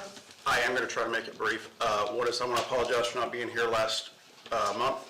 I had a family vacation. We had already planned a year in advance, long before I was ever appointed to this seat. I had communicated up here, apologize to the citizens. Second is staying busy in the city, meeting with different people, whether it's been on Facebook or they've called me. I do have business cards with my personal cell phone on there, city email, contact me. I'll sit down with you whenever. I live down at the end of Jan, so if you ever want to chat. I'm working on social media because I understand my children don't use Facebook. They use Snapchat and every other thing, but I am working on it. I just got to learn. I got to get a pretty picture sitting on there so I look a little better than just my Santa Claus hat or cowboy hat. But I do want to be able to have open dialogue with whoever, with whatever, whether it's the people sitting on the dais up here, people that are just in the city of Callaway. But I have been busy out here meeting with all the citizens and just trying to meet whatever needs they have to the best of my ability. But always try to be open, so just let me know. Commissioner Griggs? I'm going to wish a Merry Christmas, but this gentleman on Cherry Street brought up the situation of what's going on Cherry Street. We've been planning, unfortunately, it's now finally, we're executing the plan that we've had for almost 6 years now of Cherry Street. And one of your neighbors, and you when you mentioned how close you were to the park, one of your neighbors, actually several years ago when we were doing all this planning on Cherry Street, pointed out that the best speed to manage all these obstacles on Cherry Street was about 45, 50 miles an hour. Of course, we can't do that, but we're very, very aware that that you go down Cherry Street like this and dodge some of the manholes and all that. That's all gonna be taken care of within a year period. Right now, we're on a 360-day period of completing quite a bit, and all of it on Cherry Street, including the flooding issues, et cetera, et cetera. But that's been a long-range plan, multiple delays, but we finally got something started right next to you, so. And Merry Christmas. And tell you what, there's been a lot going on this year. We've actually completed a lot this year. And I'm very thankful for particularly the city, the city services, all the city employees and all that, they've really done a fantastic job this year. We've had a lot of obstacles. A lot of improvements. And very honestly, we've had a great participation from the citizens. And we've listened most of the time. So Teresa knows not all the time, but most of the time. So. Thank you, sir. Okay. But Merry Christmas. Commissioner Pelletier. Just a couple of quick ones. City Manager, we ever get an update on the bridge from DOT? I am not. Brian is trying to figure it out. Okay, all right. And water study, are we ever gonna see that? I keep on asking for it. Where are we at on the water study? Last time I asked, you told me that you're still doing revisions, and I've not seen the water study. Has anybody else seen it? I'm trying to think what water study. It's a water and sewer model. Yeah. Pardon? The water and sewer model. Oh. The capacity Yeah, study. Right, I'll make sure that's out to y'all first thing in the morning. I appreciate it. I'm sorry about that. And then the planning board voted on the comp plan, is that right? No. No, LDR? Bill, did you present that today? Comp plan, yeah. Ray was not available tonight. So when are we gonna see that? It's 150 some odd pages. Ray mentioned at that meeting that we wouldn't see that until the spring. It wasn't completed. I'm sorry, are year amendments, Bill? The years, the comp plan updates every 7 years? Yeah. Yeah, the cities are kind of staggered, so So if the planning board approved it, it'll have to come. It has to come to us, but I just want to make sure we don't get it on Friday, that we're voting on Tuesday. Right. No, we'll get that out to y'all. Yeah, you guys months in will get advance. that. So you'll have, the city commission will have a transmittal hearing, and so that'll be noticed, and you'll see all that. All right. Then we transmit it to the state. Okay. And it'll be at least 60 days, and so it is an ordinance, but it's not gonna be 2 weeks apart. It'll get transmitted to the state, Okay, and you'll have another 60 days, and they'll send comments back, and then you'll adopt it. So it'll be a multi-month process for early All right. next year. other than that, Merry Christmas to everybody. Commissioner Ayers. Yes, ma'am. Real quick, generally did the same meetings I usually do. City manager a couple times rode around and looked at all the different potholes and all the different things we're doing. One question, today was supposed to be asphalt day. How did that go? Did we actually do that today? I think, I don't know if they started it today or if it's gonna be tomorrow. Did we get asphalt today? We're very busy today. Were we doing Right asphalt through today? lunch. Worked right through lunch. Okay, yeah, they're doing asphalt. Okay, just a reminder, Wallace on both ends has problems, and hopefully that's on the schedule. Okay, good. Double check. By the goat farm and by Catherine. I know, I know where you're talking about. Yes, Yeah, sir. I know those are on the list. Right. Okay, good. And thank you all very much. We got a new year starting in January. Hopefully we'll get everything rolling again, and Merry Christmas, Happy New Year to everyone. Thanks for coming. Thank you, folks. When you do your comment. Sure. Okay. Okay, city clerk. I did want to remind everyone that the support letters for the TA grant for the Beulah Avenue sidewalks are due at the end of the month, so December 31st. I have some up there if anybody would like one. If you want to come by City Hall, I can get you one. Just wanted to put out that reminder. And I did give her a stack for Ms. Sanders. Yes. That way they won't sit in my truck. That's exactly right. I don't trust that you wouldn't lose them. And I don't want to have to go back and say, city manager lost these, will y'all fill out another one? Oh, wait, have I ever lost any? I don't know if I've ever did it. Okay, then don't say I lost them. I haven't lost any. Is that it, city clerk? I just know you were teasing her about it. City Yeah, just a attorney? reminder, if anybody needs to get their last minute ethics training, I think we're gonna host something out at the Beach Mosquito, whatever they're called, special Where is district. that? Out by Waste, across, like where Waste Pro is on Back Beach Road, Okay. to the right. But we'll send it, tentatively right now, it's the 16th, from like 9 to 2. But I sent something to the city manager and the clerk, so just, if you want to, I'll be sure to lock it down. I sent the last one that you sent. Yeah, okay. I'll let you guys know if anybody needs to do that before the end of the year. That's so enjoyable actually to do that. I'm not gonna be available for that, but I've already Yeah. met the requirement. Right, and, Florida League of Cities, you can do it online and do your, videos and stuff, but it's kind of fun to go out there and hear stories. Every 12 months, right? Every year. Every year.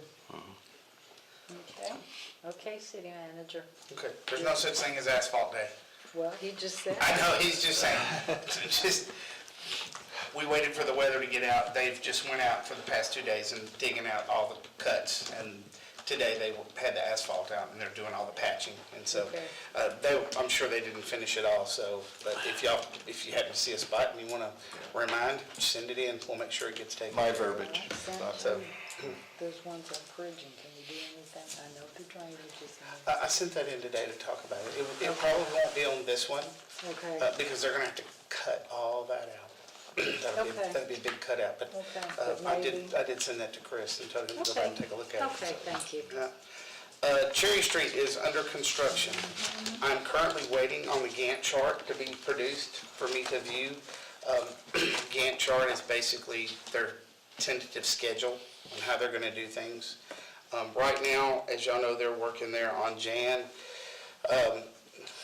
Yes, they did switch up the schedule a little bit, and it was because the weight of the head walls were so large that there's only one piece of equipment in all of Bay County that can move these things. So they had opportunity to bring it in, that's why they started at Jan Drive on that drainage ditch, that head wall. If y'all been out there, that piece of equipment is massive, but that's what it's gonna take. They've gotta set one there. Tentatively, we're looking at about 2 weeks in that location. There's another large one that's gonna have to sit out at the road. As soon as I get the Gantt chart, I will try to put out a tentative schedule of where they're gonna move to next, because they're gonna go ahead and set the large boxes. Now, I'm regurgitating what I've been told. I don't have this in writing anywhere. I know there's another one, there's several down, I think near Veterans Park, so we'll see how that works. Like I said, he's supposed to get that, and we'll try to do a better job of getting everything out through Newsflash and Facebook and everything else. Me and Ashley, we can meet in the morning, we can talk about and make sure we stay on the same path for everything, so that we can get that out there. So, after they get through with the box sets, the schedule is to go down on Star Avenue and start there, and we'll start working our way back. As we work our way back, there'll be a block or two that's gonna have a detour on it. So they'll start at Star Avenue, they'll do a block or two, then we'll go another block or two. We'll open that one up, we'll go in, and they're just gonna space their way down as they go. And, when we say we have charts, if we add a day in, the whole entire chart shifts. And that includes rain days and everything else. It's just a very living document that changes daily. The roundabout is full speed, under construction. Yes, we did just go ahead and move that down to Lake Drive this week. I sent y'all an email out about that. It's not that the other roads are closed down, they're still there. It's just we're trying to tell the people, hey, turn down Lake Drive. That keeps it off of Bridging and Lance, which is a very narrow road. And so we do not mind adjusting. That actually came out of a lot of citizens that was calling up and talking about it. The lift station rehabs, we have complete environmental clearance, and y'all know that we've been waiting on materials. Materials are coming in now. We're gonna start construction, it looks like January 12th. Nobody's gonna know it. It's all hidden. You'll see the one on 7th Street in front of Walmart. You'll be able to see that. There shouldn't be any road closures or anything like that, but I don't think there's any. We shouldn't have to close down the roads to do that.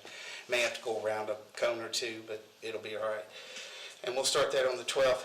It's gonna be way far under contract time to be able to complete that. Sandy Creek, on the other hand, is still in environmental with the Corps of Engineers. We are getting some assistance from Commerce to help this project on because we have calls with the state every 2 weeks, and we say the same thing, stuck at the Corps. So we're waiting on that. They work at the beat of their own tune. Hugh Thomas Drive, if y'all have noticed, there's been kind of a slowdown there. They ran into a major utility conflict with the county's water line. Just wasn't where they thought it was.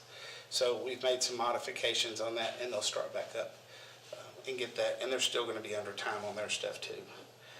Finally, FlexNet. FlexNet, everything has been installed. Everything's ready. Everything has been turned in. We're waiting on FPL. I checked on that before I came to the meeting. FPL said it was on the truck, and they've just got to stick a meter in the socket, and then we'll be commissioning that in the next week or two. In the meantime, our utility billing department is working to get the files right that come out of our system. Of course, Sandy Creek is operational. The substation that's out there that one's commissioned, it's running, we're pulling reads off of it, but we still have to get all of our files modified into the right format so that when we take it out of FlexNet, it goes straight into Springbrook, and we get all that. So we're working on right now conversions and stuff like that so that we'll be able to bring that thing on operation. As I said before, we're going to do dual operations. We'll do drive-bys and FlexNet at the same time, so we'll be looking, making sure that we have a very smooth transition over to that. But we are looking forward to that capability of being able to provide much better customer service to the citizens when they call up. And also we'll be able to, as I've said in the past, we can put alerts so that if we see a flow that goes for too long, we know there's a potential leak. We're hoping that's going to cut down on these consumptions from these leaks. And, because we'll be able to see it ahead of time, and then we can go out and get with the customer rather than finding it once every 30 days when we go by and take a read and realize there's a super high consumption. So hopefully that'll be a big assistance to the residents. And that's it for projects right now. Yeah, that's all I got. Is there anything he missed I that just have a question on Cherry Street. Where's Tico with all this? We waited a whole year for Tico. Tico never started anything as far as I'm concerned. Tico is, So they have everything. It's under their construction. Their construction guys were out there. They've been out there on site with them. yeah, but wasn't Tico supposed to start first before we started? Some of the stuff that they're going to do is they're going to go ahead, but on a lot of this stuff, they're going to work in conjunction with the contractor. They've done so that they can get the stuff taken care of as they go through. I think a couple of things have to be bored, but other than that, from what I understand, they're going to be working in conjunction with Tandem with American Sands? Mm-hmm. Okay. I don't know the full depth of all of it. I'm just going off of what you're talking what I'm told. Do we have an on-call person for water leaks? Yes, we do. Are they working at night or? Yes, they do. I see I get the alerts when those trucks move in the middle of the night, and I can tell when they're moving. So I guess we have a backlog of water leaks then? Bill, I don't think, do we have a backlog right now? Oh, because of all the rain this weekend? Okay. Well, I'm just trying to figure, and I don't want to bring this up, but I guess I have to. I'm just trying to figure out, I praise how we're doing with water leaks, but all of a sudden, I don't understand why we're going out there and putting a comb on a water leak. Why don't we fix it while we're out there? I'm talking about that one, 3/4 inch line. You might not think it's leaking a lot, but it's still leaking. And if we have an on-call person, used to be, well, on-call person, we had a water leak, it was fixed that day, not a week later, or 2 days later, or 4 days later. Because we, I get a lot of, I think all of us get comments from citizens on water leaks, why it's taken weeks and days. And so I'm trying to understand, if we have an on-call person, why is it not being fixed? Some of the fixes that they're doing, and I'm gonna speak off the cuff. All right. Some of the new procedures that we put in place is, we're not patching. And that's something that, actually, you've harped on that quite a bit. Why do we keep patching? So they'll look and see, and if it's been done multiple times, then they know they're gonna do what's called a complete service line replacement. And that's one thing that we have been very adamant about, and that's where we actually go out. One man cannot do that. He can, but it would take hours. Right. Because he's got to dig the whole entire line up, and we're going to replace the whole entire line from the meter to the main. Isn't that right, Bill? Yes. Okay. Don't want to speak out of turn, but and so on some of these where they know they're going to dig it up, the issue comes in. Do we dig right there, and then we keep digging to try to find that particular place? Now, if it's a massive water leak, yes, we call them out immediately. But if it's something that they know, okay, we're gonna need to replace a service line, the one that you were talking about, so. That service line should have been replaced, I was told a year ago, and we've never done it. But we are replacing service line. I actually received a message on that during the meeting that said, they showed that there was a break there in September, and that this is the second one. Yes. Now, okay, so they're gonna go ahead and they're gonna replace the whole entire service line, and that's scheduled on the books for first thing in the morning, to do that. So that's, there's a couple of things where we're just,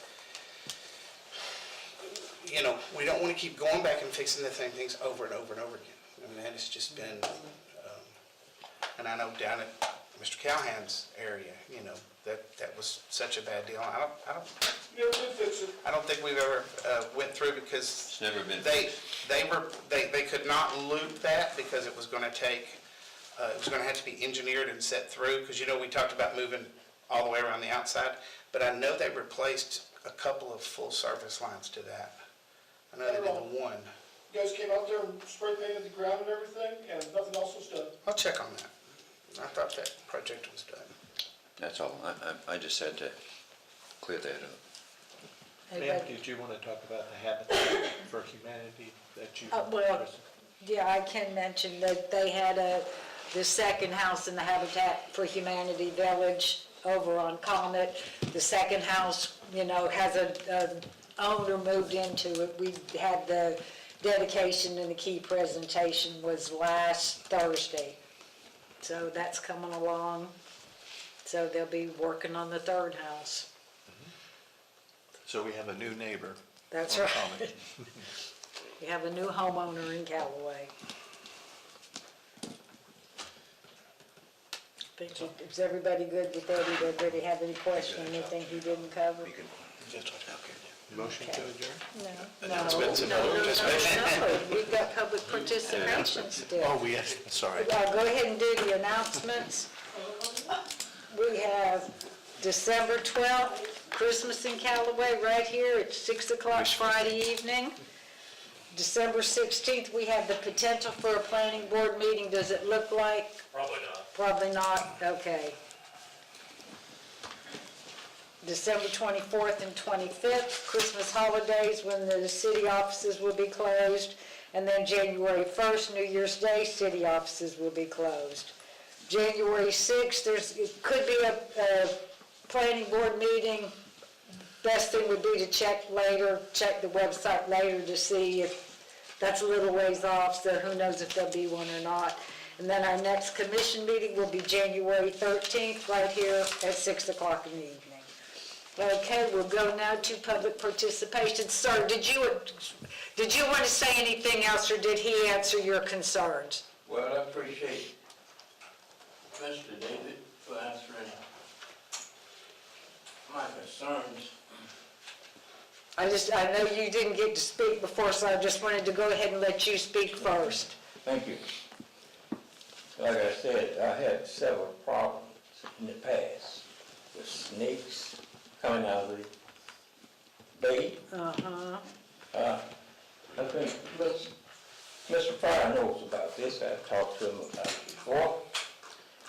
But what I'm mostly concerned about is these large semi-trucks coming down Cherry Street. I know they have to get to the Beeline store and another store up the street from my house. But when they come, they be moving pretty fast and they go for these humps. And they're not the only ones, it's the pickup trucks with trailers on the back of them. There was one truck come by there, it's been about a year ago, and he hit the bump, and a large piece of iron come off of there. And that was a elderly lady, almost hit it. And if she had hit it, the iron probably would have come up through the floorboard and killed her. I turned that iron over to Mr. Pryor. And that's one of my main concerns. I don't want to see nobody get killed in front of my house. No. And that was my main concern. And that's why I want to address it. Maybe something can be done about these trucks. Now, that you say they're speeding, Yes. maybe could we get some police presence over there on Cherry Street to Matter of fact, slow these people down? There's a young military member. He rides a motorcycle, and he comes out of Suffolk Drive. And as soon as he come out, he guns it. And here I am, 77 years old, and my wife is 81, and our neighbors, we can't deal with that noise. I think I know the one, because I think he goes down my street, and it's a very loud motorcycle. Very loud. Very loud. I think I know exactly the one I'm you're talking surprised he hasn't called somebody to crash up on Cherry Street. And he comes out about 6 o'clock in the morning. And that's be a good time for law enforcement to be out there waiting for him and slow him down. Deputy Or he McKenzie. killed somebody or he get killed. Deputy McKenzie. And I know there's no speed bumps can be put on Cherry No. Street. Well, you'd think we'd have enough bumps now that would slow people down. But it doesn't. Okay, thank you. Thank you, sir. Mr. Carnahan.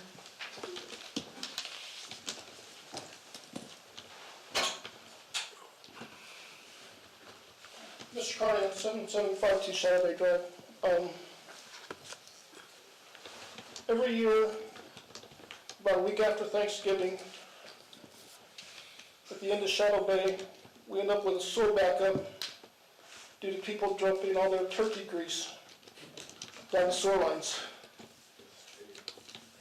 It cost my neighbor almost $800 last year to have his lines checked between his house and the sewer.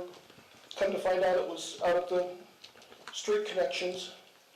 Can you put something in the newsletters next year when you put the hazards of turkey fires and everything else in there, but that grease gets in those sewer lines, and for some reason it collects at the end of Shadow Bay Drive there, and it's not a pleasant thing to have your toilets back up in the house.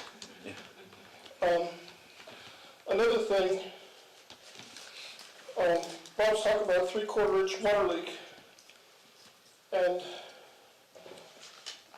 it produces approximately 36 to 51,000 gallons of water in 24 hours. I don't know when it started. It's ran all day Monday. It's ran so far Tuesday, and tomorrow will be Wednesday. That's a lot of water going through my backyard. Because I got the sewer connection between me and my neighbor, and at 51,000 gallons of water a day going down through there, out into the bay, but it has to go through a settling pond that's in my backyard first, before it goes out there. It's absolutely ridiculous. There's nobody that lives at that house where the water leak is. I can think of 4 times in the last 2 years the city's been out there to repair it. You've mentioned the one in front of my house, where they come out the last time they fixed it, they finally fixed it, and then the city came out, spray painted all, and they did come out and they spray painted everything and all, and nobody's done anything there either. So, there's a problem with water leaks still in the city, I don't care what you say. That's all I have to say, is 51,000 gallons of water a day that we're paying for. There's a lot of water. And you can check the facts, it's right there on Google. You know, just Google 1 3/4 water line of producing water a day, and that's what we're told out to. You got that? Who else wanted to speak? Yes, sir? All right, so Donovan Rudzowitz, 106 South Jan Drive. There's been a lot of talk about the Cherry Street revitalization. I'm sure that Mr. Birdsell, you're familiar with this. So at the entrance to Jan, I'm sure it's kind of similar to other streets that are being used as detours. Got a whole bunch of potholes opening up because that small road wasn't meant for all that traffic. So my question is, what, if anything, is being done to streets like Jan and whatever other streets are going to be used as detours after this is all said and done? What is going to be done to repair those roads from all the damage they've incurred from all the heavy traffic of the detours? Where are the potholes at, exactly? Are they at the intersection? Right at the intersection, right at the intersection, yes. So most of the time when they do those roads, they redo the aprons that go back because of that issue. So I'm sure on some of those roads, those aprons are gonna go back a little bit further, but I mean, we will address those as they come up. We're not gonna leave them sitting there with potholes. Right. But yeah, I mean, we will address all those issues, and I will make sure that that apron, that it goes back to cover up all those areas, because we have to have that transition period. So Absolutely. it's not I gonna be understand. pave a road and it's straight, they'll come out and pull those aprons out, kind of like they have to do with driveways and stuff. Those driveways will have aprons back to the right of way. All right, thank you. Yes, sir?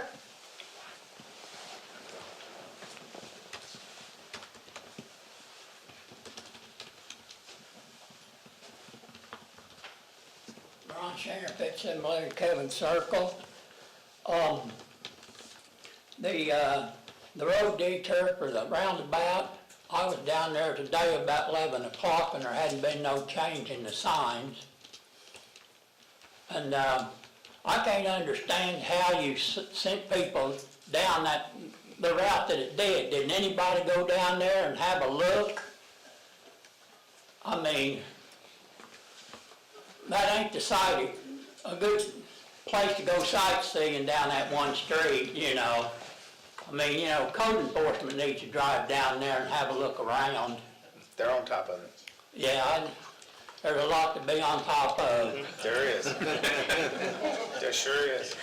And the newsletter, I got mine today, and I'll bet they don't make that mistake again whenever I got to figuring out what postage was times, what, 5,000 or however many customers they got.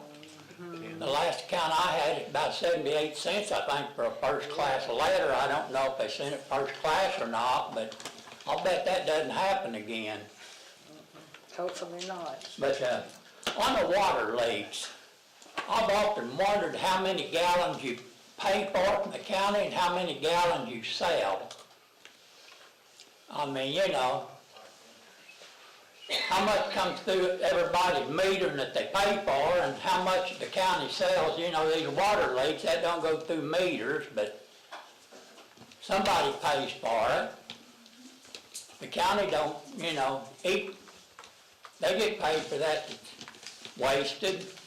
I've often wondered, you know, what the difference is, you know, between what the customer pays for and how many gallons gets wasted. There should be some kind of comparison there. You know how many gallons the customers use and you know how many gallons you pay for at the end of the month or whenever. But anyway, I did see Mr. Pelletier's notice, you know, about that route change, and I go down that way every day, and I only took one detour, I think, once there, and, you know, I found me a different way to go. So, thank you. Thank you, Mr. Shaner. Who else would like to speak? Yes, sir?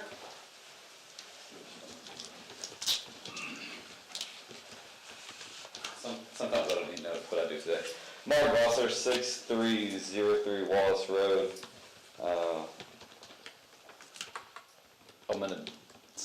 Notify me, who inputs info into that, and who does that person get their info from? Because there was a lot of people that said that there was something in there about the road closures, and I'm sorry, there wasn't.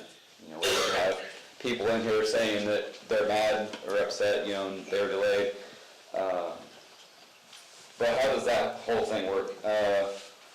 Cherry Street, obviously, like I've been for, we want to rename that street, basically, like how many times this had been brought up, so I'm sorry for bringing it up again, but what is the plan? Is it going to be incrementally, or are they going to shut down one side? Like, are we going to be getting, hopefully when the notifications start to go out, are we going to be doing one block by block by block, or is the whole thing going to be shut down? And then the other thing is,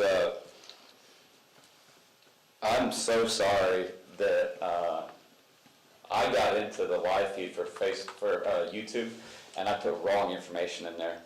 I said that Cherry Street's going to be done tomorrow, completely done tomorrow at noon. As a result of our founding fathers laying out the First Amendment right of freedom of speech, I put that in there because there are case law, Supreme Court cases, there's like 4 of them. There was one just recently that says that a government entity uses social media for the official notification for things. You can't limit who can comment on it. You can't do anything. I get it, Commissioner. I get we don't want wrong information on there because we don't want to have the people to get wrong information. So I put fuel on the fire, put the wrong information in there.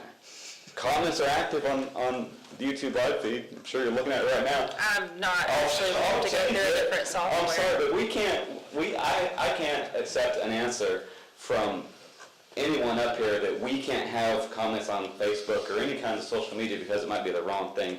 I get it, or because it might be angry, because I can come up here and be like, I hate you, you know? I've said that, so I've come up here and asked for his resignation. So I can do the same thing on Facebook, you know, if it's available to us, if you guys would turn it on. I'm sorry, I don't want to be too mean and just go on there and blast y'all, but you know it's gonna come once you guys open that floodgate. It'll be more water than coming out that line in his yard, you know, but it needs to happen. People need to have a way. I'm 45 years old, and I'm not gonna sit here and make any excuses for not knowing how to run social media. I run social media for multiple different organizations. I run it from a professional standpoint, and there are apps, Meta Business. It will do everything for you. Okay. Thank you. Who else would like to Just speak? real quick. Block by block, the whole street has to be shut down. From left to right, or north to south, however you want to look at it. Because when they're going through and the drainage and everything, those pipes are going to be crossing the roads. Also, from a city standpoint, we are going to be replacing lines as we go. As they go down and expose our lines, we want to go ahead and put casings and put everything in, because we don't want to have a water break in the middle of that road after all this is done, and we have to go dig the road up again. So we're going to be working on that. So it will be basically, I don't know if it'll be 1 block, 2 block, it'll be however best fits the detour pattern for that area. And we'll, like I said, I'm going to get with Ashley in the morning, and we're going to work on making sure we get notifications out as far enough in advance that we know when they're going to switch and move stuff around. It may be a little hairy in the beginning because we're going to be moving to different spots because we got those large boxes. That's what I'm told.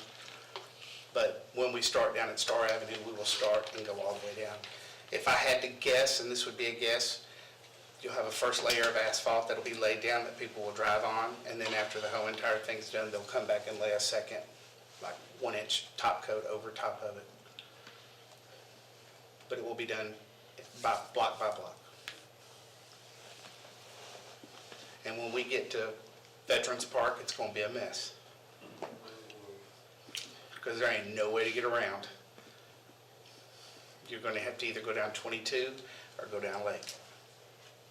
There's not going to be a single way. It's just going to be, hopefully when we get to that area, We'll ask them to expedite as quickly as possible, but that's going to be the bad detour part.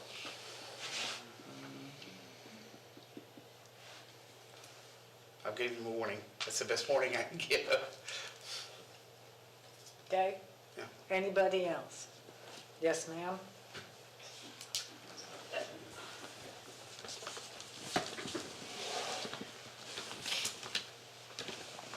Lisa Langston, 6031 Land Street. I just want to make a comment. I know that we were talking about the behavior of the commissioners and the way that they treat people. And then, you know, the joke was, let's adjourn. And then the comment come of wishful thinking, which makes it sound like, oh, you don't want the citizens to come up here and do their 3 minutes of their opinion or whatever. So just letting you know that. And there was a citizen that wanted to know the scheduled finish date of the roundabout. And then about the notify me. I know a citizen got up here and scolded everybody about the notify me, about, oh, how can you get up here and complain if you're not signed up, yada, yada, yada. Well, most of us are signed up, and it doesn't do any good to be signed up if the notifications aren't sent out, so I just wanted to make that point. And I do have my phone and I do have my text with everything, so if he wants to look at it, anybody wants to see anything that was received, I'll be happy to show you on it. The last thing I received about a road being closed was November 14th, and it had to do with Lake Drive. And I just want to reiterate that the citizens are noticing and talking about the lack of information coming from you guys and the city about the notifications. They are also noticing an increase of misstatements, and I'm using somebody's words, and the half-truths that are coming out at the meeting, the inconsistencies. And they're also noticing that the commissioners are sitting up here staring off into space when these inconsistencies are brought out. Nobody's questioning, nobody's asking. You know, it's like, is the cart pulling the horse or the horse pulling the cart?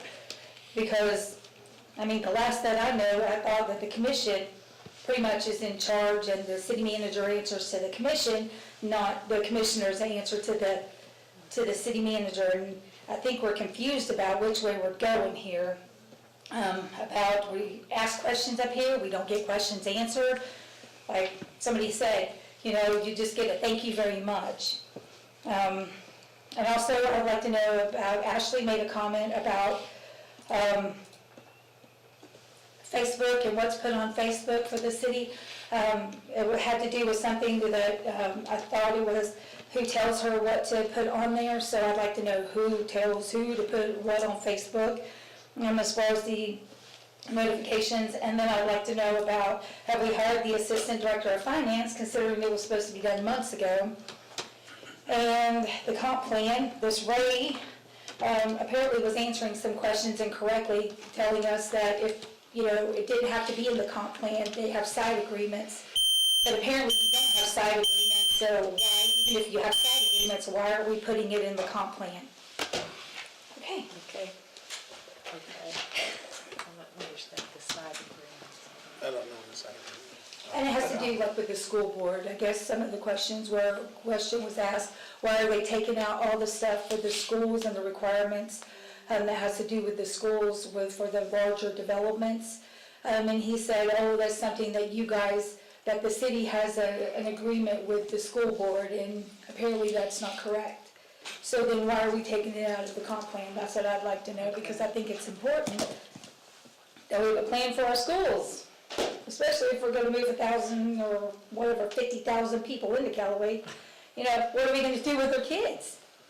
You know, where are they gonna go to school? What are we gonna do? So.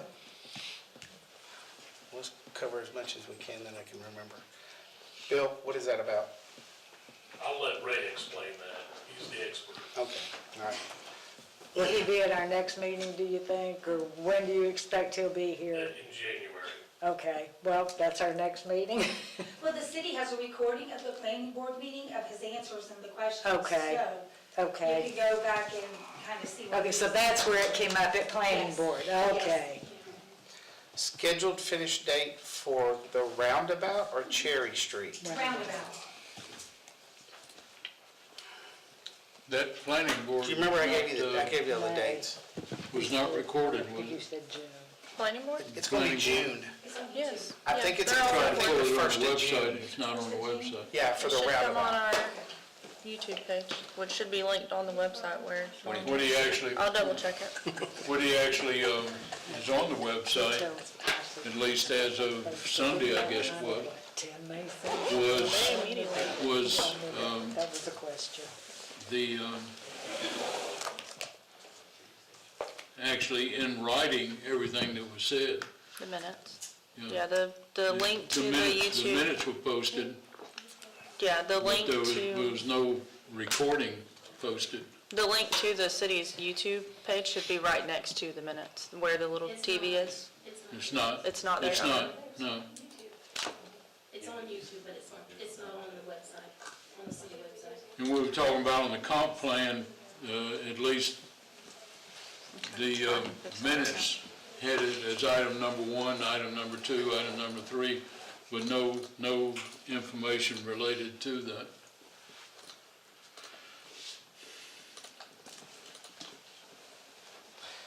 All right, a couple things. Well, there'll be announcements for a hiring this week for the finance director.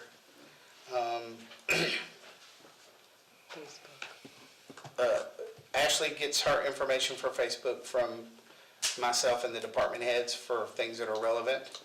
And as I said earlier in the meeting, I will make sure I'm going to meet with Ashley in the morning, and we'll make some better processes and procedures for the rest of the departments to get, Tim has something, he needs to send it to her, and we'll increase that communication with her so that we get better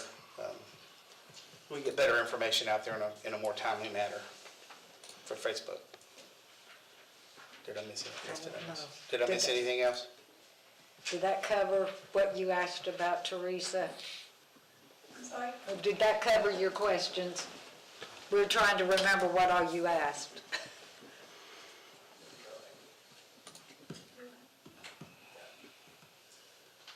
We did that on comp plan, and I think that's it. We will have we'll have very good detailed discussions on the comp plan. That's coming. Probably, it may even have to go back before the planning board. Okay. So I'd like to know, again, the date for the roundabout. Unfortunately, there were 2 conversations going, I didn't catch that. But also just clarification on the school board, was at the planning board, Teresa asked, as the planning board member, she asked why they took that whole school section out. And he said that it was because the city had an agreement with the school board, which we don't have that. And so there's 4 or 5 pages of future, whether it's land set aside or growth of current schools, but it's a whole section on how the city will handle schools up to 2045 is what that comp plan's for. And so that's what she was talking about there. That's it, thanks. And it was June 1st for the roundabout. Is that right? I wanted to Yeah. make sure that Yeah, that was that's right. what that's what That's she the was. contract, is June 1st. Yeah, June 1st is the contract. Okay. Anybody else want to speak? Anybody? I don't want to miss anyone. Looks like we're good. So now we'll accept a motion to adjourn.